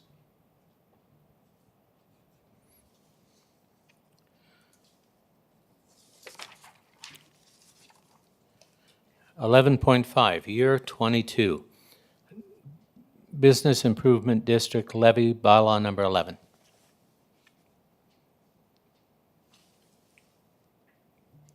Councillor Zapp? That the surplus revenue in the amount of $27,607 in the year 2022 generated from the Business Improvement District levy be credited to the Prince Albert Downtown Business Improvement District Operating Reserve. Thank you. Councillor Kilmer? I'll second that. Thank you. Let me prompt the question.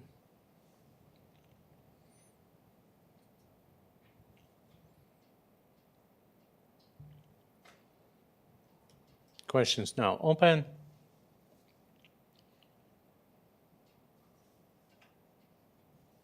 Motion carries. 11.6, development permit application, multi-unit high-rise development, 828th Street West. These are the apartments. Councillor Brodnick. Thank you, Mr. Mayor. I'll move that the discretionary use development permit application for 3 multi-unit high-rise dwellings to be located at 828th Street West be approved subject to the following conditions. 1, the applicant providing a final grading and drainage plan to be approved by Public Works Department. 2, the applicant providing a final landscape plan to be approved by Community Services Department. 3, the applicant applying for and receiving any necessary building permits and all necessary municipal fire and building safety inspections. And 4, the development complying with the requirements of the city zoning bylaw number 1 of 2019 as amended. Thank you. Councillor Edwards? I'll second that, Mayor Dion. Thank you. Any discussion? I see no one in the queue. I'll prompt the question.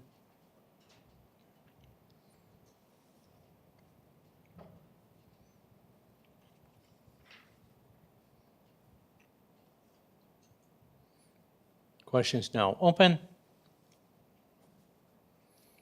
And carried. Thank you. 11.7, airport for the service agreement. What these are the televisions that are up on the screen that shows flights coming in and out and cancellations from NAV Canada. So that's what these screens are used for. Councillor Cody? Yes, I move that the service agreement between the city and IDS.com Inc. in the amount of $3,163.08 plus applicable taxes per year for a 5-year term be approved, and that mayor and city clerk be authorized to execute the agreement on behalf of the city. Thank you. Seconder? Councillor Edwards? Seconded, Your Worship. Thank you. I'll prompt the question.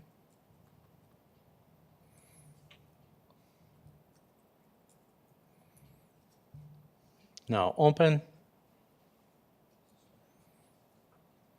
And carried. Thank you. 11.8, River Street Water Reserve refurbish.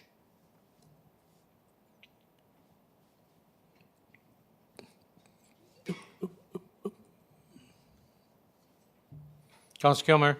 Thank you, Mayor. I'll move that the River Street West Reservoir refurbishment, thanks, a good word, Tender be awarded to Erickson Contracting and Management Limited for a cost of $624,930, including provincial sales tax.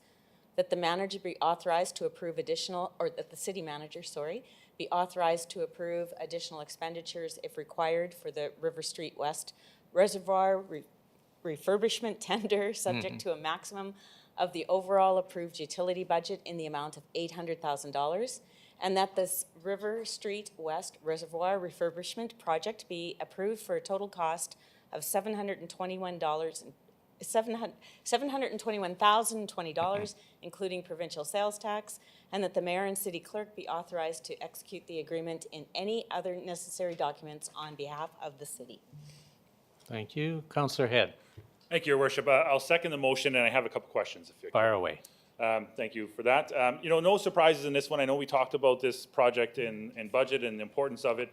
I guess my only comment is around the tender bid and looking at the numbers. Did they all get the same material? Because it looks like there's quite a bit of difference from the bids that we're seeing. And thank God, I feel like we're getting a deal here at $624,000. Maybe you have a comment. Well, I'm worried, as we did be in the past. Sometimes it's too good to be true. Director of Public Works. Thank you for that question. Yeah, the bids are a long ways apart. Normally, you would hope that the bidders were closer together. All bidders had to attend a mandatory site meeting, so they saw it. They were able to ask questions of the engineers and our own staff, and so they were present. They saw the reservoir, so they knew what they were bidding on. This is the only one that was within budget. Are they bonded? Yes. So if they don't do the work, we have a bond. Yes, that's part of the contract, 50% materials bond and 50% labor bond, 100% bonding. Thank you. Councillor Cody. Yeah, two questions. One, do they know that there's a 10% contingency? We did not bring that up as part of the tendering process. We don't talk about contingencies with the contractors, but obviously this is a refurbishment. As part of the design of the repairs, it was made clear to them that we did find some patches within the facility that needed repairs, so they had to bid a cost per repair on a certain size.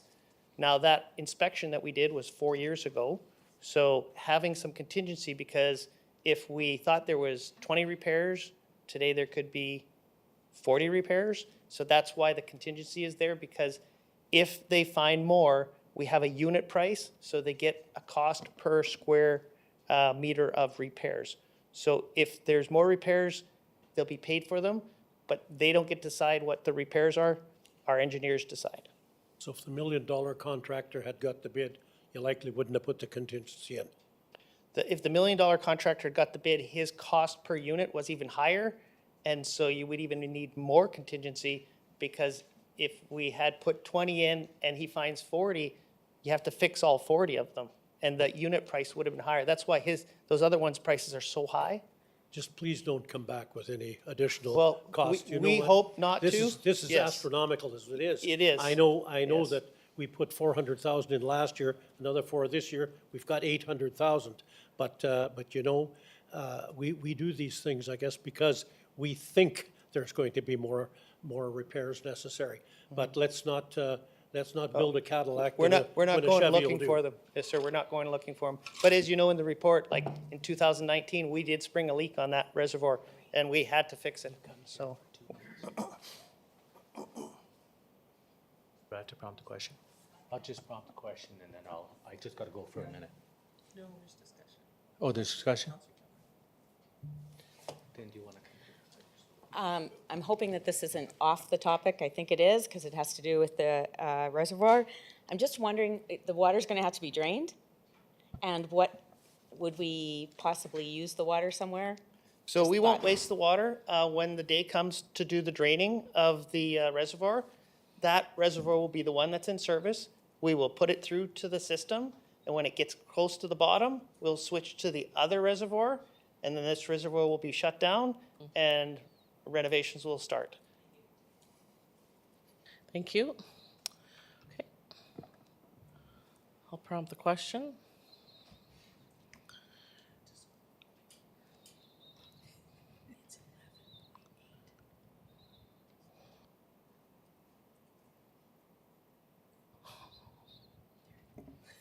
There we are. Oh, I'll open. Can I vote for myself? Yes. Thank you. I'll close and accept. I like his better. Mayor's back. No, I did the question already. Okay, so we're moving on. Thank you, Counselor.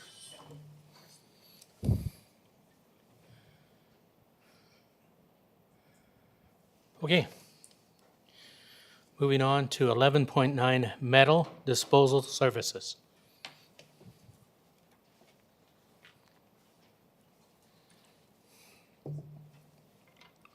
Oh, sorry, Counselor Head. Thank you, Your Worship. I'm going to move this motion that tender number 11 of 2023 for metal disposal services awarded to B&N Steel and Metal, Inc. for a 3-year term from April 1st, 2023 to March 31st, 2026, with an option for a 2-year extension. And 2, that the mayor and city clerk be authorized to execute the agreement on behalf of the city. Thank you, Counselor Kilmer. Thank you, Mayor. I'd like to second this, and I just want to say I'm very pleased to see a local company. Yes. Thank you. I'll prompt the question.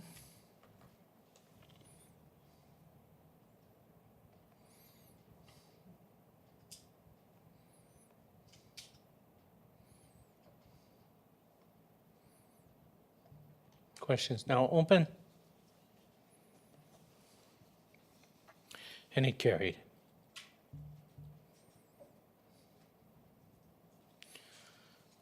(1110) 2023 Community Grant Program recipients.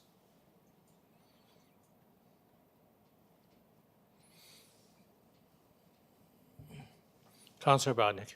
Thank you, Mr. Mayor. I'll move that the 2023 Community Grant Program recipients be approved, that the authority to proceed with the projects be granted on the successful applicants upon receipt of final approval from Saskatchewan Lotteries Trust Fund for Sport, Culture and Recreation, and 3, that the mayor and city clerk be authorized to execute the 2023 grant agreements on behalf of the city.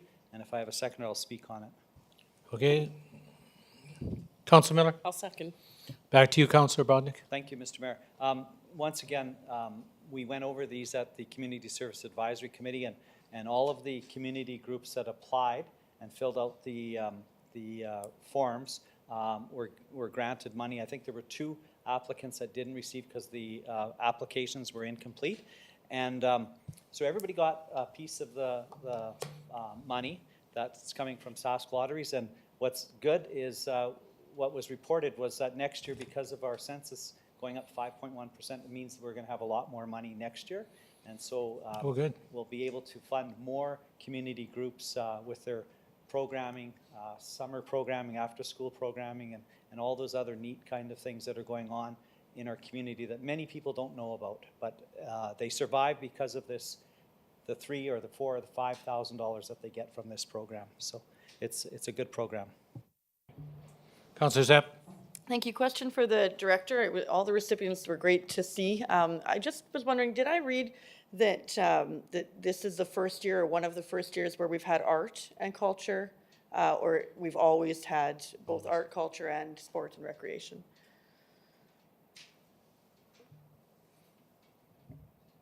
Director. Thank you, Mayor Dion. No, we have had arts and culture included for many years now. So it does cover a wide range of categories.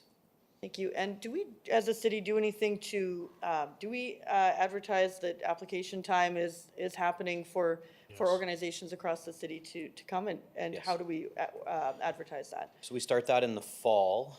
The deadline is in approximately mid-January each year for the upcoming year. And we start that process in the early fall through direct contact with our database of community organizations, through our social media channels, our website, and we also put out media release. And again, I think what really gets our main attention is the direct contact with the organizations. Right. That's great. Well, thank you. It was enjoyable to read. Thank you. Councillor Head. Thank you, Your Worship. Just a question again to the director, more so about advertising, encouraging groups to apply for this fund, but how do we encourage residents to attend here as well? So there's a lot of great things going on in our community throughout the year, and these kind of highlight some of those things. But are we advertising these for residents, for instance, the rowing and other events throughout the city? So if you could speak to that, Director. Thank you. Sure. Thank you, Councillor Head. So certainly, that is an area that we encourage each organization that receives funding and is going to be participating or hosting a program in the community through this funding. We encourage them to contact us with the specifics when the time comes. We have a variety of different channels that we can help promote. One of the main ones that is receiving a lot of attention is our e-newsletter that goes directly to all of our customers, all of our residents that sign up for it. And it is a good channel in which to receive that information, not just for city services, but the ones we partner with. Okay. Scroll down a little. No, the other way. That was, up, I guess. Okay, I'm going to prompt the question.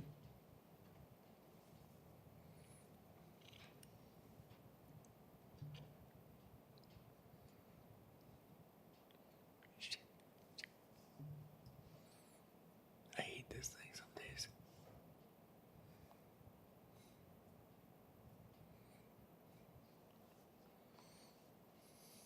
What did I do there? Who knows? Skip it. We're moving. Yeah, we're open. Why did it say an X? Carried.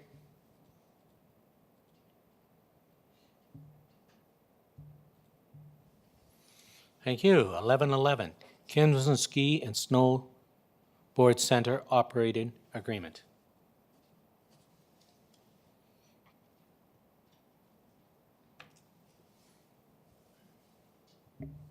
Councillor Brodnick? Thank you, Mr. Mayor. I'll move that the Kinsman Ski and Snowboard Center agreement between the city and 101-29-0873 Saskatchewan Limited be approved for a 5-year term from October 30th, 2023 to May 31st, 2028, and that the mayor and city clerk be authorized to execute the agreement on behalf of the city. Thank you. Seconder? Councillor Kilmer? I'll second that, thank you. Thank you. About the question.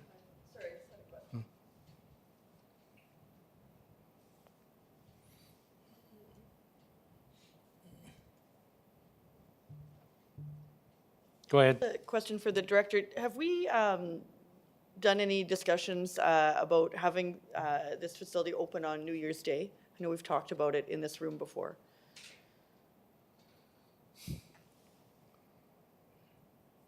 Go ahead. Thank you, Mayor Dion, to Councillor Lennox Epp's inquiry. So we have discussed that. In fact, we were planning on some of that access over the holiday season, this past holiday season. Fortunately, due to the weather conditions, the way that timed out, it didn't quite work in our favor this year. So certainly, we take all of that into consideration. Is that possible in this agreement? I guess it doesn't specifically state that that the operator is going to close on that New Year's Day? Right, it's more a request, so if the operator has the resources in order to operate on that day or any other day that they feel that that can be feasible, they provide that request to our department, we approve it accordingly, and certainly providing more access to the community where we can is the goal. And just real quick commercial, we're still open. Yes. So this year, that's one of the benefits of a little bit of an extended winter is normally we'd be looking at wrapping up by now. We will be pushing into April with the conditions. So one of the benefits of a little bit of an extended winter. Good service, thank you. Okay. I'll prompt the question.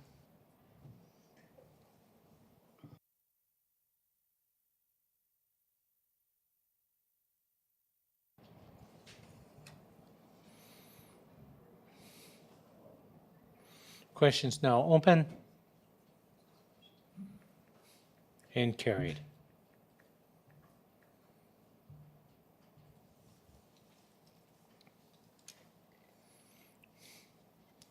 $11.12, Little Red River Bike Skills Park Operating Agreement Extension.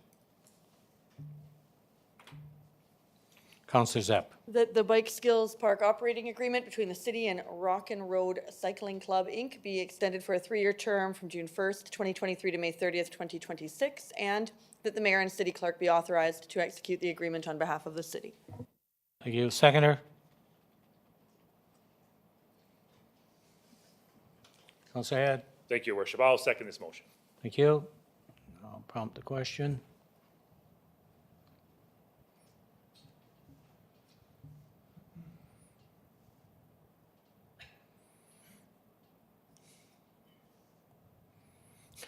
I had X's and Z's, marks. Questions now open? And it carries. 11.13, Cook Municipal Golf Course Sponsorship Agreement.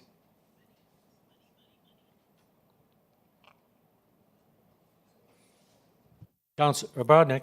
Oh, no. Councilor Cody. Okay. Yes, I move that the Cook Municipal Golf Course Sponsorship Agreement between the city and Affinity Credit Union in the amount of $5,000 for 1 year, ending December 31st, 2023, be approved, and that the Cook Municipal Golf Course Sponsorship Agreement between the city and TJ's Pizza, Inc. In the amount of $5,000 for 1 year, ending December 31st, 23, be approved, and that the Cook Municipal Golf Course Sponsorship Agreement between the city and Jump.ca in the amount of $5,000 per year for 3 years, ending December 31st, 2025, be approved, and that the mayor and city clerk be authorized to execute the agreements on behalf of the city. Seconder. Thanks, Mr. Mayor. I'll second the motion. Thank you. I'll prompt the question.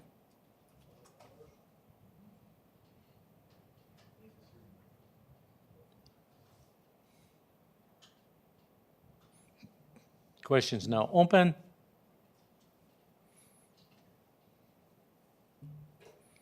And carried. Thank you.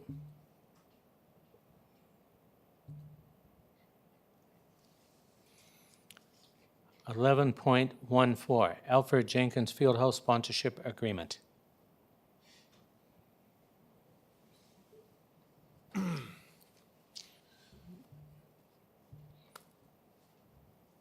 Councillor Head. Thank you, Your Worship. I'm going to move that the Alfred Jenkins Fieldhouse sponsorship agreement between the city and Affinity Credit Union in the amount of $3,500 for 1 year from April 1st, 2023 to March 31st, 2024 be approved. 2, that the Alfred Jenkins Fieldhouse sponsorship agreement between the city and Thor Security Limited, Reed Security, for $2,500 per year for 3 years from May 1st of 2023 to April 30th, 2026 be approved. And 3, that the mayor and city clerk be authorized to execute the agreements on behalf of the city. Thank you. Councillor Edwards. Second to that, Mayor Dion. Thank you. I'll prompt the question.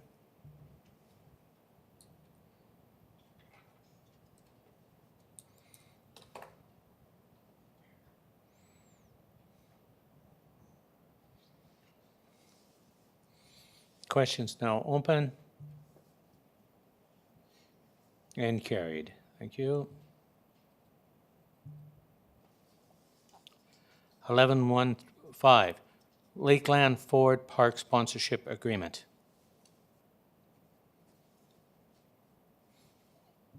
Councillor Edwards.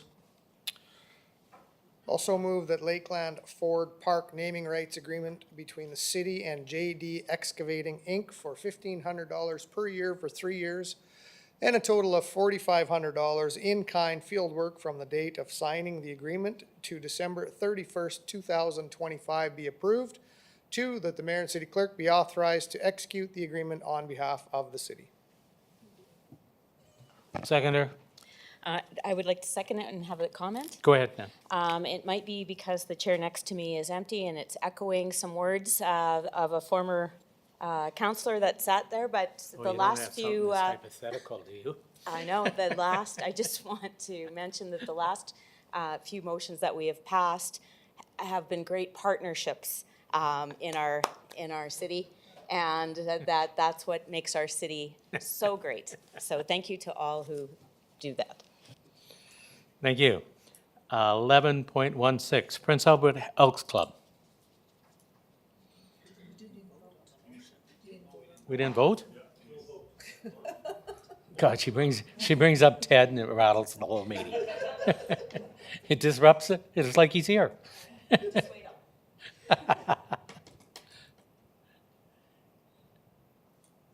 Okay, it's now open.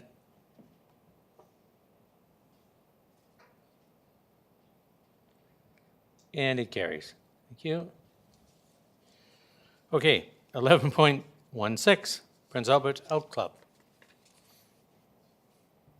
Councillor Cody. Yes, Your Worship, I move that a tax exemption between the City of Prince Albert Elks Club number 58 for a 5-year term be approved as follows. The municipal taxes and levies be exempt from 2023 to 2027 for the property located at 93 8th Avenue East, with the exception of local improvement levies.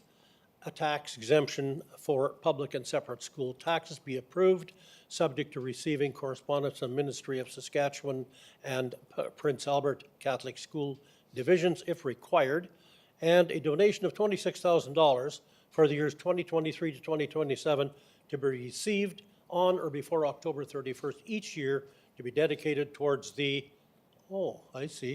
Aquatic and Arenas Recreation Center. And for that, the city shall, at the city's expense, erect a sign, plaque, or comparable designation satisfactory to the parties in a prominent view of the public at the Aquatic and Arenas Recreation Center, acknowledging the contribution made by Prince Albert Elks Lodge number 58 to the center, and that the mayor and city clerk be authorized to execute the agreement on behalf of the city. Thank you. Councillor Edwards. I'll second that, Your Worship. Thank you. Yes, Your Worship, just one quick word of sadness, actually, and that is that you'll note on the report that the person who was the exalted ruler, who is Wendy Desmarais, Yes. we just laid her to rest today at our cemetery, which is a sad situation that she was not able to see this tax exemption to fruition. She was a great supporter of the Legion, a great supporter of the Elks Club, and a certainly natural person for the city of Prince Albert. She did many, many hundreds of hours of volunteering, whether it was organizing bingos or selling tickets or whatever you have. Wendy was there. So it's certainly unfortunate that she wasn't able to see tonight that we were able to pass this as one of the signatories of that organization, be the exalted ruler. Thank you. Councillor Zepp. Thank you.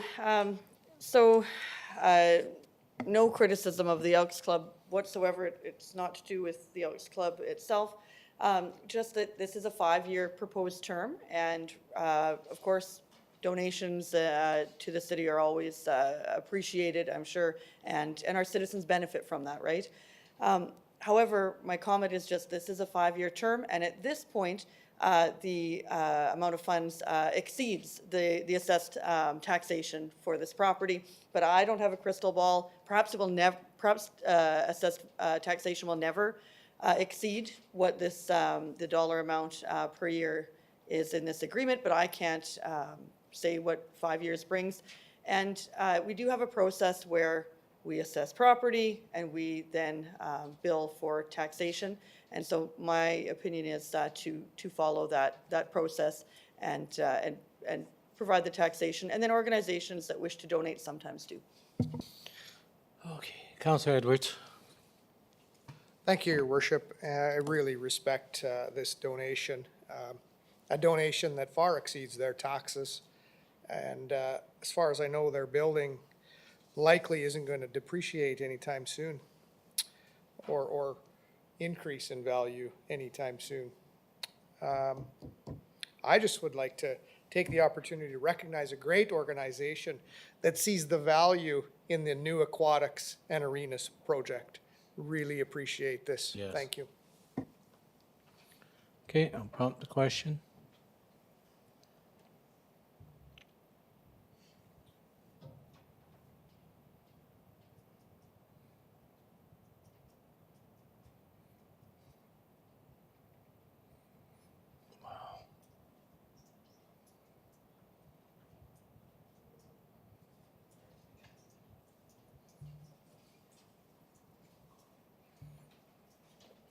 Question is now open.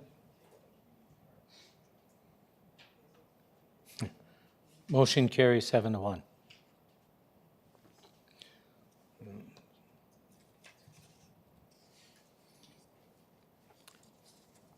Eleven 17, land acquisition for fire stations.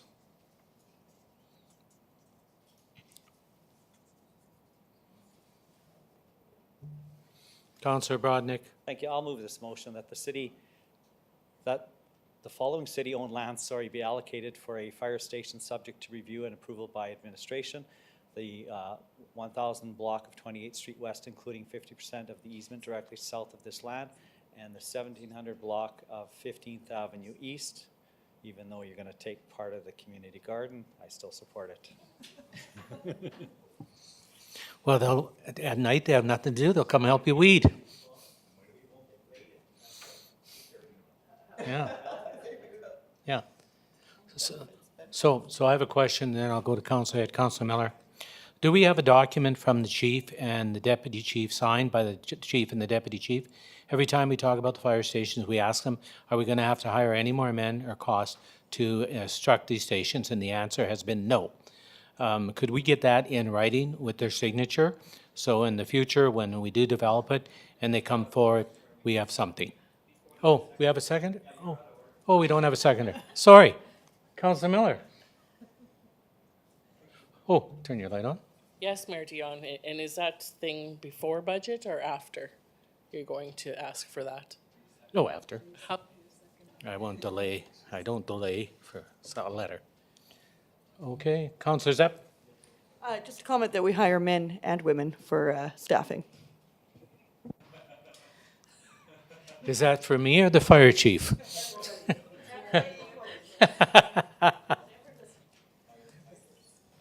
Okay, he, she, me, or her?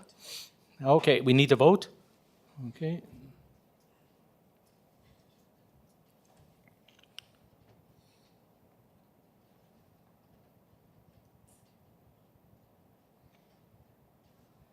Land acquisition.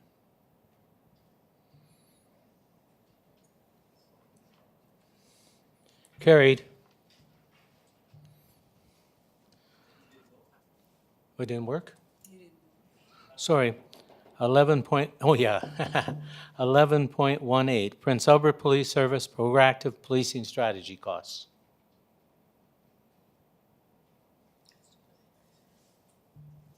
Councilor Edwards. Also move that the 2022 operational and capital costs of the Prince Albert Police Service multi-year proactive policing strategy in the amount of $662,241.26 be funded from the proactive policing reserve for 2022. Two, that the amount of $662,241.26 be transferred from the proactive policing reserve for year 2022 to fund the costs of the Prince Albert Police Service proactive police unit charged to the police service operating budget. Three, that the 2022 police special tax revenue collected in the amount of $554,600 as per bylaw number 10 of 2022 be credited in full to the proactive policing reserve for 2022 to offset the costs of the proactive policing unit. Thank you. Seconder. Councilor Miller. I'll second Mayor Dion. Thank you. Councilor Edwards. Yes, thank you, Your Worship. I just want to take this opportunity to highlight the value of this proactive policing unit, especially in 2022 when we started to see them staff these positions a little bit more regularly. Some of the work they've done is some finding or working and investigating on mailbox thefts resulting in an arrest and conviction of an individual. They've also worked with gas stations on the gas and go, and from what I understand, helped reduce the gas and goes in the community. Other projects, such as working on stolen recovery or stolen property, recovering several high-valued items. They've also targeted people with warrant status, bringing them into custody. We've also assisted RCMP with search warrants leading to the arrests of individuals in the community, and worked with the CRT a number of times in their investigations. Thank you. You're welcome. Okay, I'll prompt the question.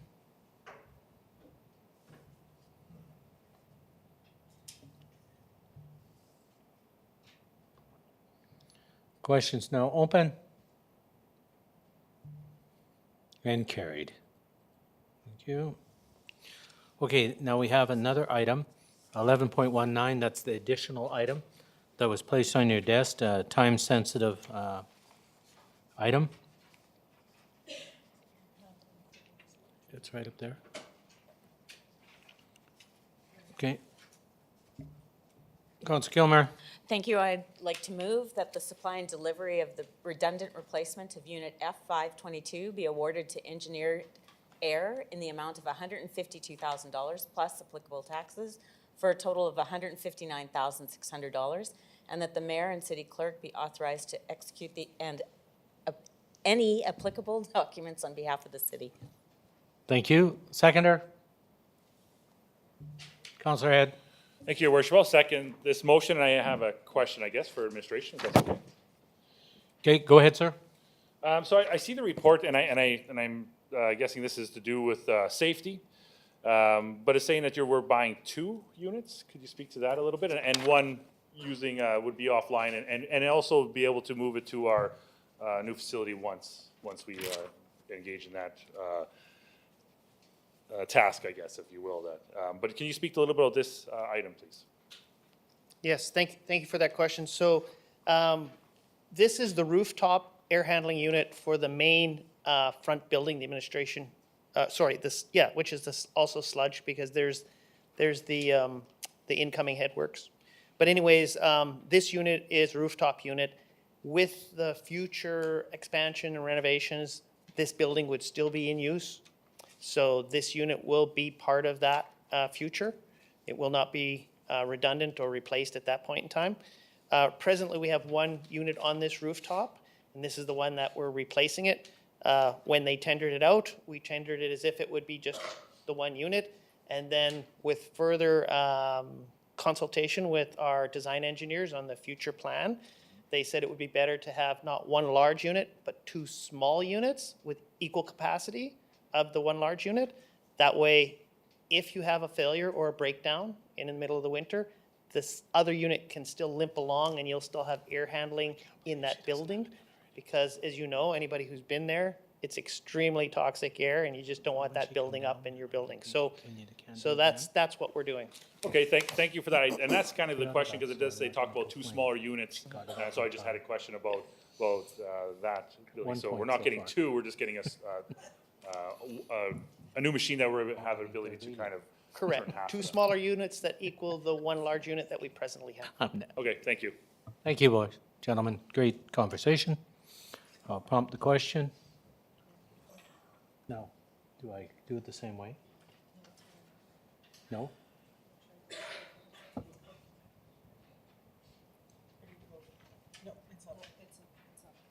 Oh, it's up? And it's open? Okay, it's open. Right on, carried. Thank you very much. Okay, we're moving on. Number 12, unfinished business? There is none, thank you. Number 13, mayors and councilors forum. Councilor Cody. Got a mittful.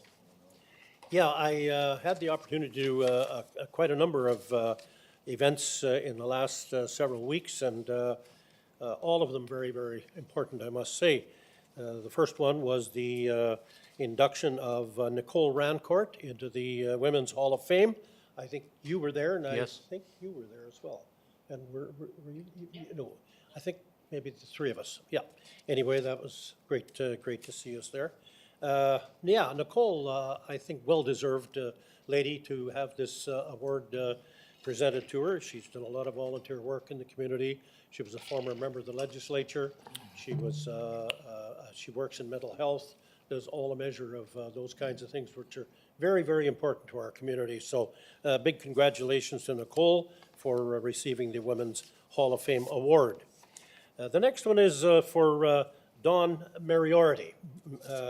Don Moriarty is a gentleman who worked 58 years in the funeral business. He started in Kamsack, Saskatchewan, moved on to Regina. Later on, he moved to Prince Albert and purchased Mackenzie's Funeral Home. And then later on, he sold that. And then he started working for the Arbor Group, which is now River Park and Gray's Funeral Home. And I worked with Don for years, about 14 years. And he was a very dedicated person, very compassionate person, and a person you could see throughout the streets of Prince Albert, always helping out. So congratulations to Don for receiving the Legacy Award from the Chamber of Commerce. Also had the opportunity to go and see Chief Commissioner Barry Wilcox. Barry put on a pretty good show, he always does, and he answered a lot of questions and a lot of things that pertain to human rights for employers. And be surprised, you know, the amount of human rights items that he mentioned. I couldn't believe the amount of human rights infractions there are, and the amount of human rights inquiries there are, just a ton of them. And so appreciated his talk. He was, I must say, very good. And it was held at the Coronet, and of course they always do a good job with a nice lunch, and that was put on by the Chamber of Commerce as well. The next one was a sad situation for us in our community, a 44-year employee of ours, Ernie Marcotte. As everybody knows, Smiling Ernie, nobody can forget Ernie. He was always had a smile on his face, and I was talking to his before foreman, and he says, you know, I think Ernie Marcotte shoveled more snow in front of the assembly here than most snowplows do. So Ernie was a great individual for our community and a great coach. I didn't realize that Ernie and Felix Cassavant and all of those guys did so much coaching of softball.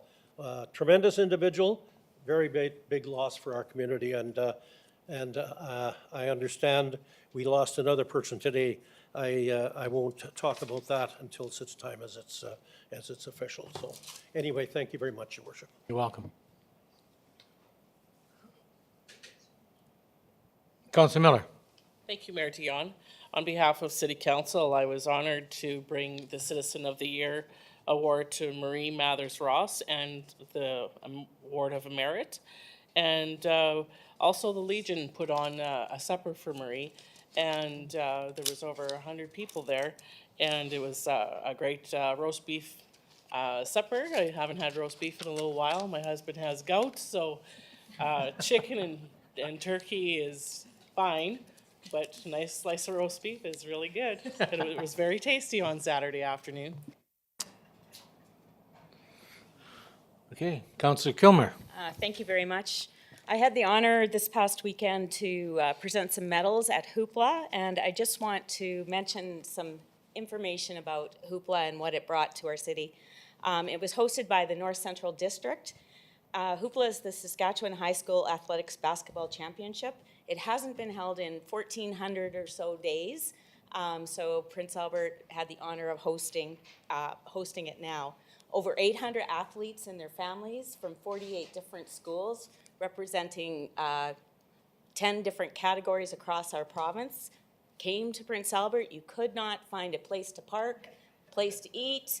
Hotel room was not to be had, so it was absolutely wonderful to see and be in those gymnasiums filled with people.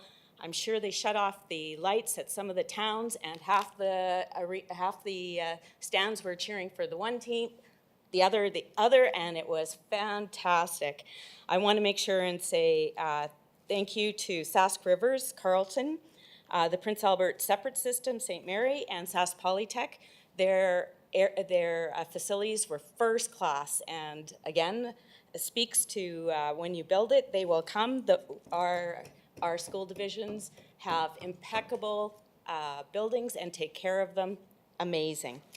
It would not be possible to host this without the great organizing committee and hundreds of kids volunteering and teachers and support staff volunteering with the orange shirts and huge smiles.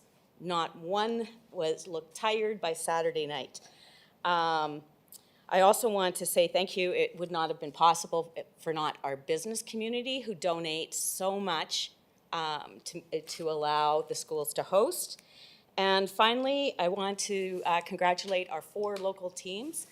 They've put hundreds of hours, both male and female teams from St. Mary and Carleton. They challenge each other every year to be the best and bring the best out of each other. And those coaches and those teams put in, I can't even tell you how many hours dedicated to our kids and unpaid hours. So to everyone that put on Hoopla, thank you very much. It moves to Moose Jaw, but it'll be back in 4 years.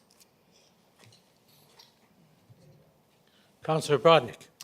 Yeah, thank you, Mr. Mayor. Yes, thank you, and Councillor Kilmer should have mentioned Carleton did better than St. Mary's, but that usually doesn't happen, but this year it did. Oh.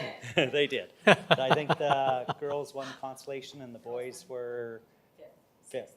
Yeah, they competed though against, it was great basketball, so that's good. Speaking of that, I just want to mention too, Carleton is hosting the Model United Nations Assembly for the City of Prince Albert tomorrow. The Rotary Club sponsors that. It's going to be a great event. I think they'll live stream if you can't make it to watch, or come out and watch young distinguished delegates debate the issues at hand. So that'll be a good day. I had the honor of bringing greetings on behalf of the city to the Teachers Convention last weekend, a week ago. And their theme was resilience in action. The keynote speaker was Chief Cadmus Delorme from Cowessess First Nation. And he talked about truth and reconciliation and about resilience in action and what it means. And I think the best message I got from him was, he said, we've all understood the truth now, and that's what happened in residential schools, what the impact was, the stories, the hardships, the tragedies, etc., that all happened.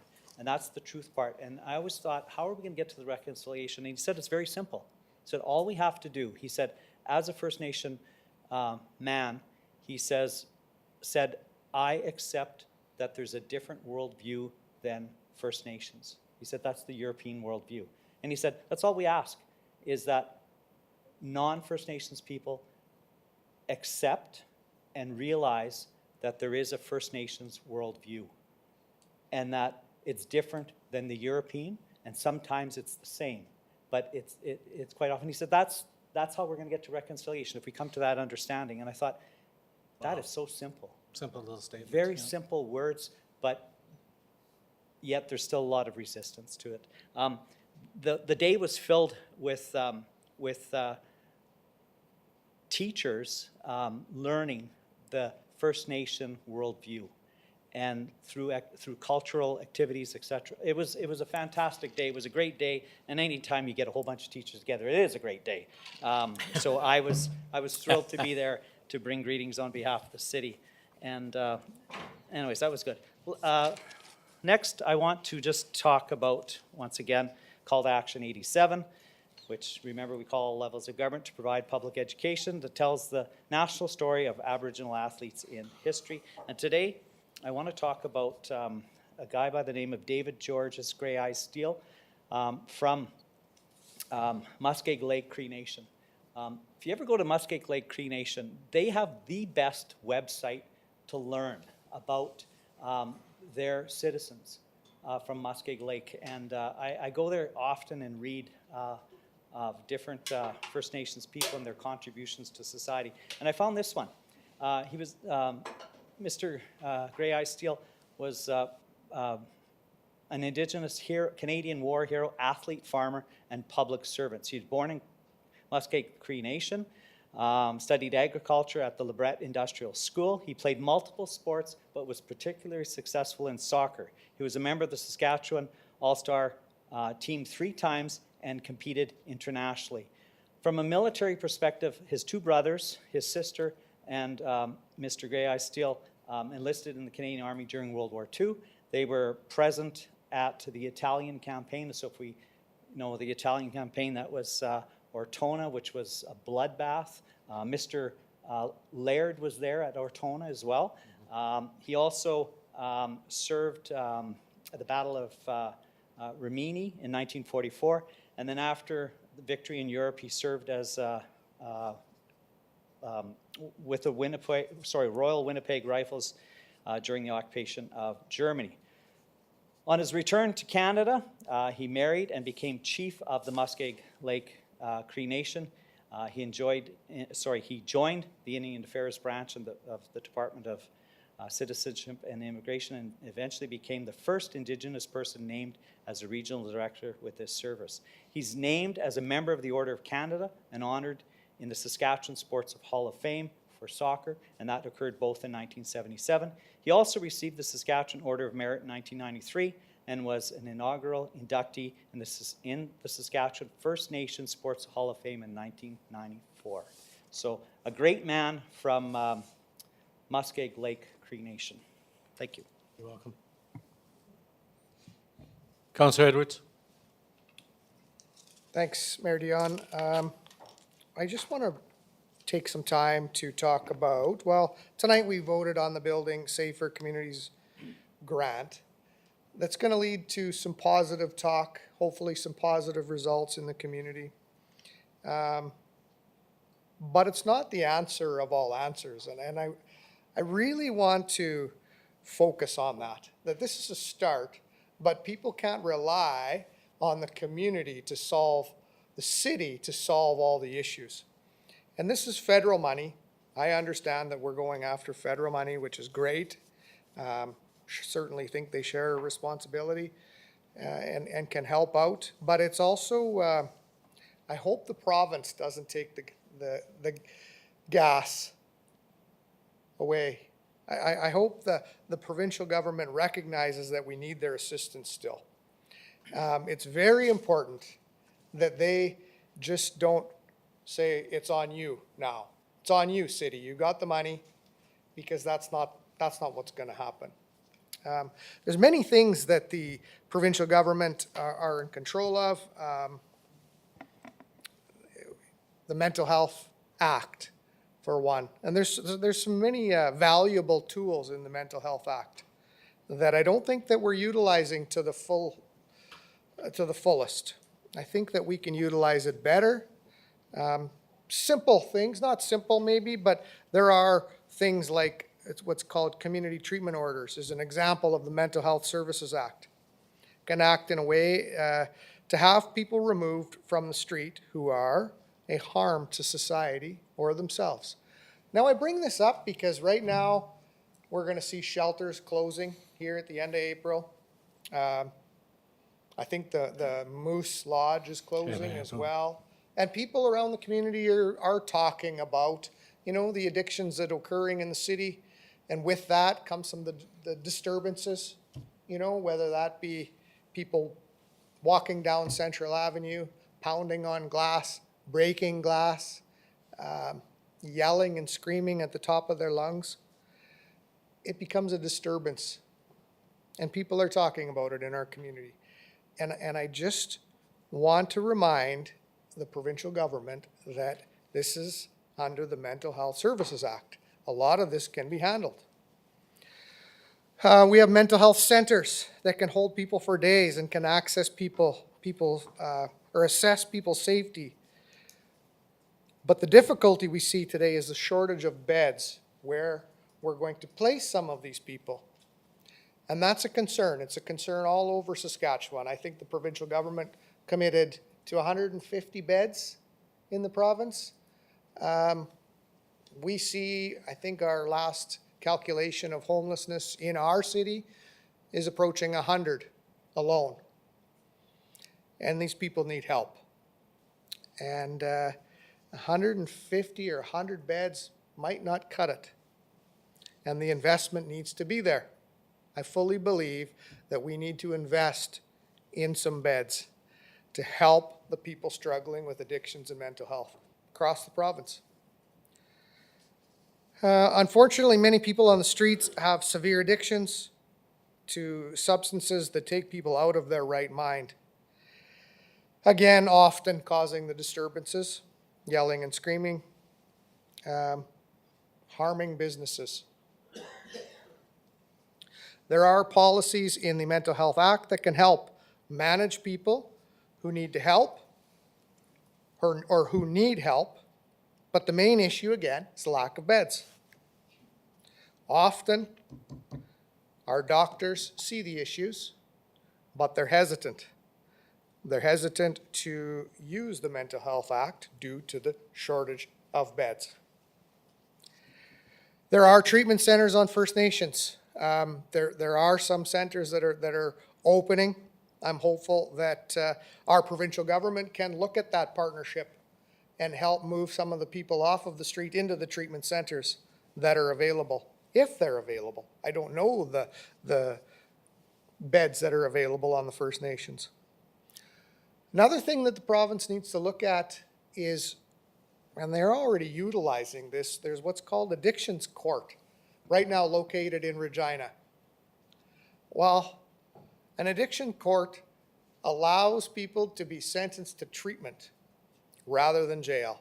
A lot of these people aren't criminals. They are committing some crime, but they need some help. They need the treatment center. We need one of these in our city, desperately. So hopefully the provincial government can listen, communicate with our city, and recognize some of the issues that we're having. And it's not only Prince Albert. We know that addictions and mental health, it's a crisis across Canada and across the world. But we're focused on Prince Albert and our residents here. We're a small city. I do believe that we can help this issue in our city. But we need the help of the province, and I really hope they don't step back and say it's on you now that you have this money coming towards this project and helping with gangs and addictions and all of that go together. Unfortunately, we have, fortunately we have a detox center, but unfortunately the beds are often full. Often people are rejected because they've become violent in the detox center. So where do we put them? They need help. They end up in police cells. Well, that doesn't help people. It just gives them a bed. Shelters. Does it actually help people? It keeps people from freezing, which is great, but there's no counseling or treatment there. It needs to be that. We need to start looking at programs that help people, not just house, not just enable people. I really hope that the province has a long, hard look at involuntary treatment options. Our drugs today don't allow people, they just don't allow people to think that I need treatment. The crystal meth just burns holes in your brain. We know this. And do you think the people today are going to choose treatment? They're not. Something needs to change. I hope they look at the Mental Health Act and see what tools are available today. And if they're not available, maybe we need to strengthen that act. And maybe we need to help people that are struggling with these addictions and homelessness and fueling our gangs. So I just want to remind, I hope the province is listening today. Come and meet with us. Let's discuss the solutions that can occur in Prince Albert. Things are going to get worse before they get better, but let's start working on these things together. Thank you. Okay. Any other ones? I don't see it. I just want to do one acknowledgement here to our Prince Albert Police Service. Seeing you're talking about action. We did have one of the largest drug busts ever. And I just want to highlight something about the four of the people that were arrested. 2 from North Battleford, 2 from Saskatoon. 2 from North Battleford, 2 from Saskatoon. Not from Prince Albert. So people have to understand this is where our problem comes from. We're a transient community. They know it, so they come here and set up shop. So I really want to congratulate the men and women at the police service because, boy, when you take that kind of drugs off the street, you do have an impact. So I just want to give them congratulations. So we're going to move on from there to Number 14, inquiries.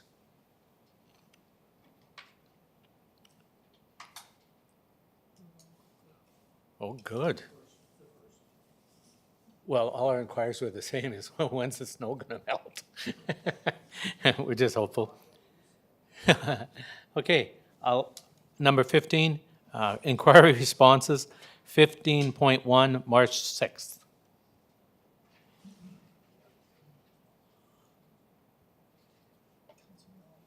Oh, hello, I'm looking at her, push the button.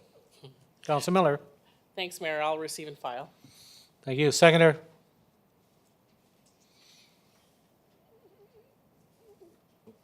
Councilor Head? I'll second that motion. Thank you. Discussion? Okay, I don't see anyone in the queue. I will.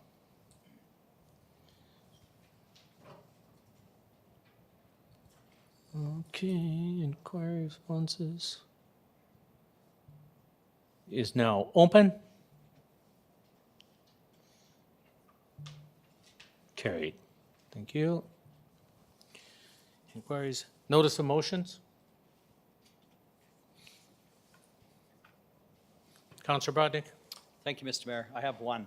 That city administration provide report outlining all grants in 2020 coming into the city of Prince Albert for projects.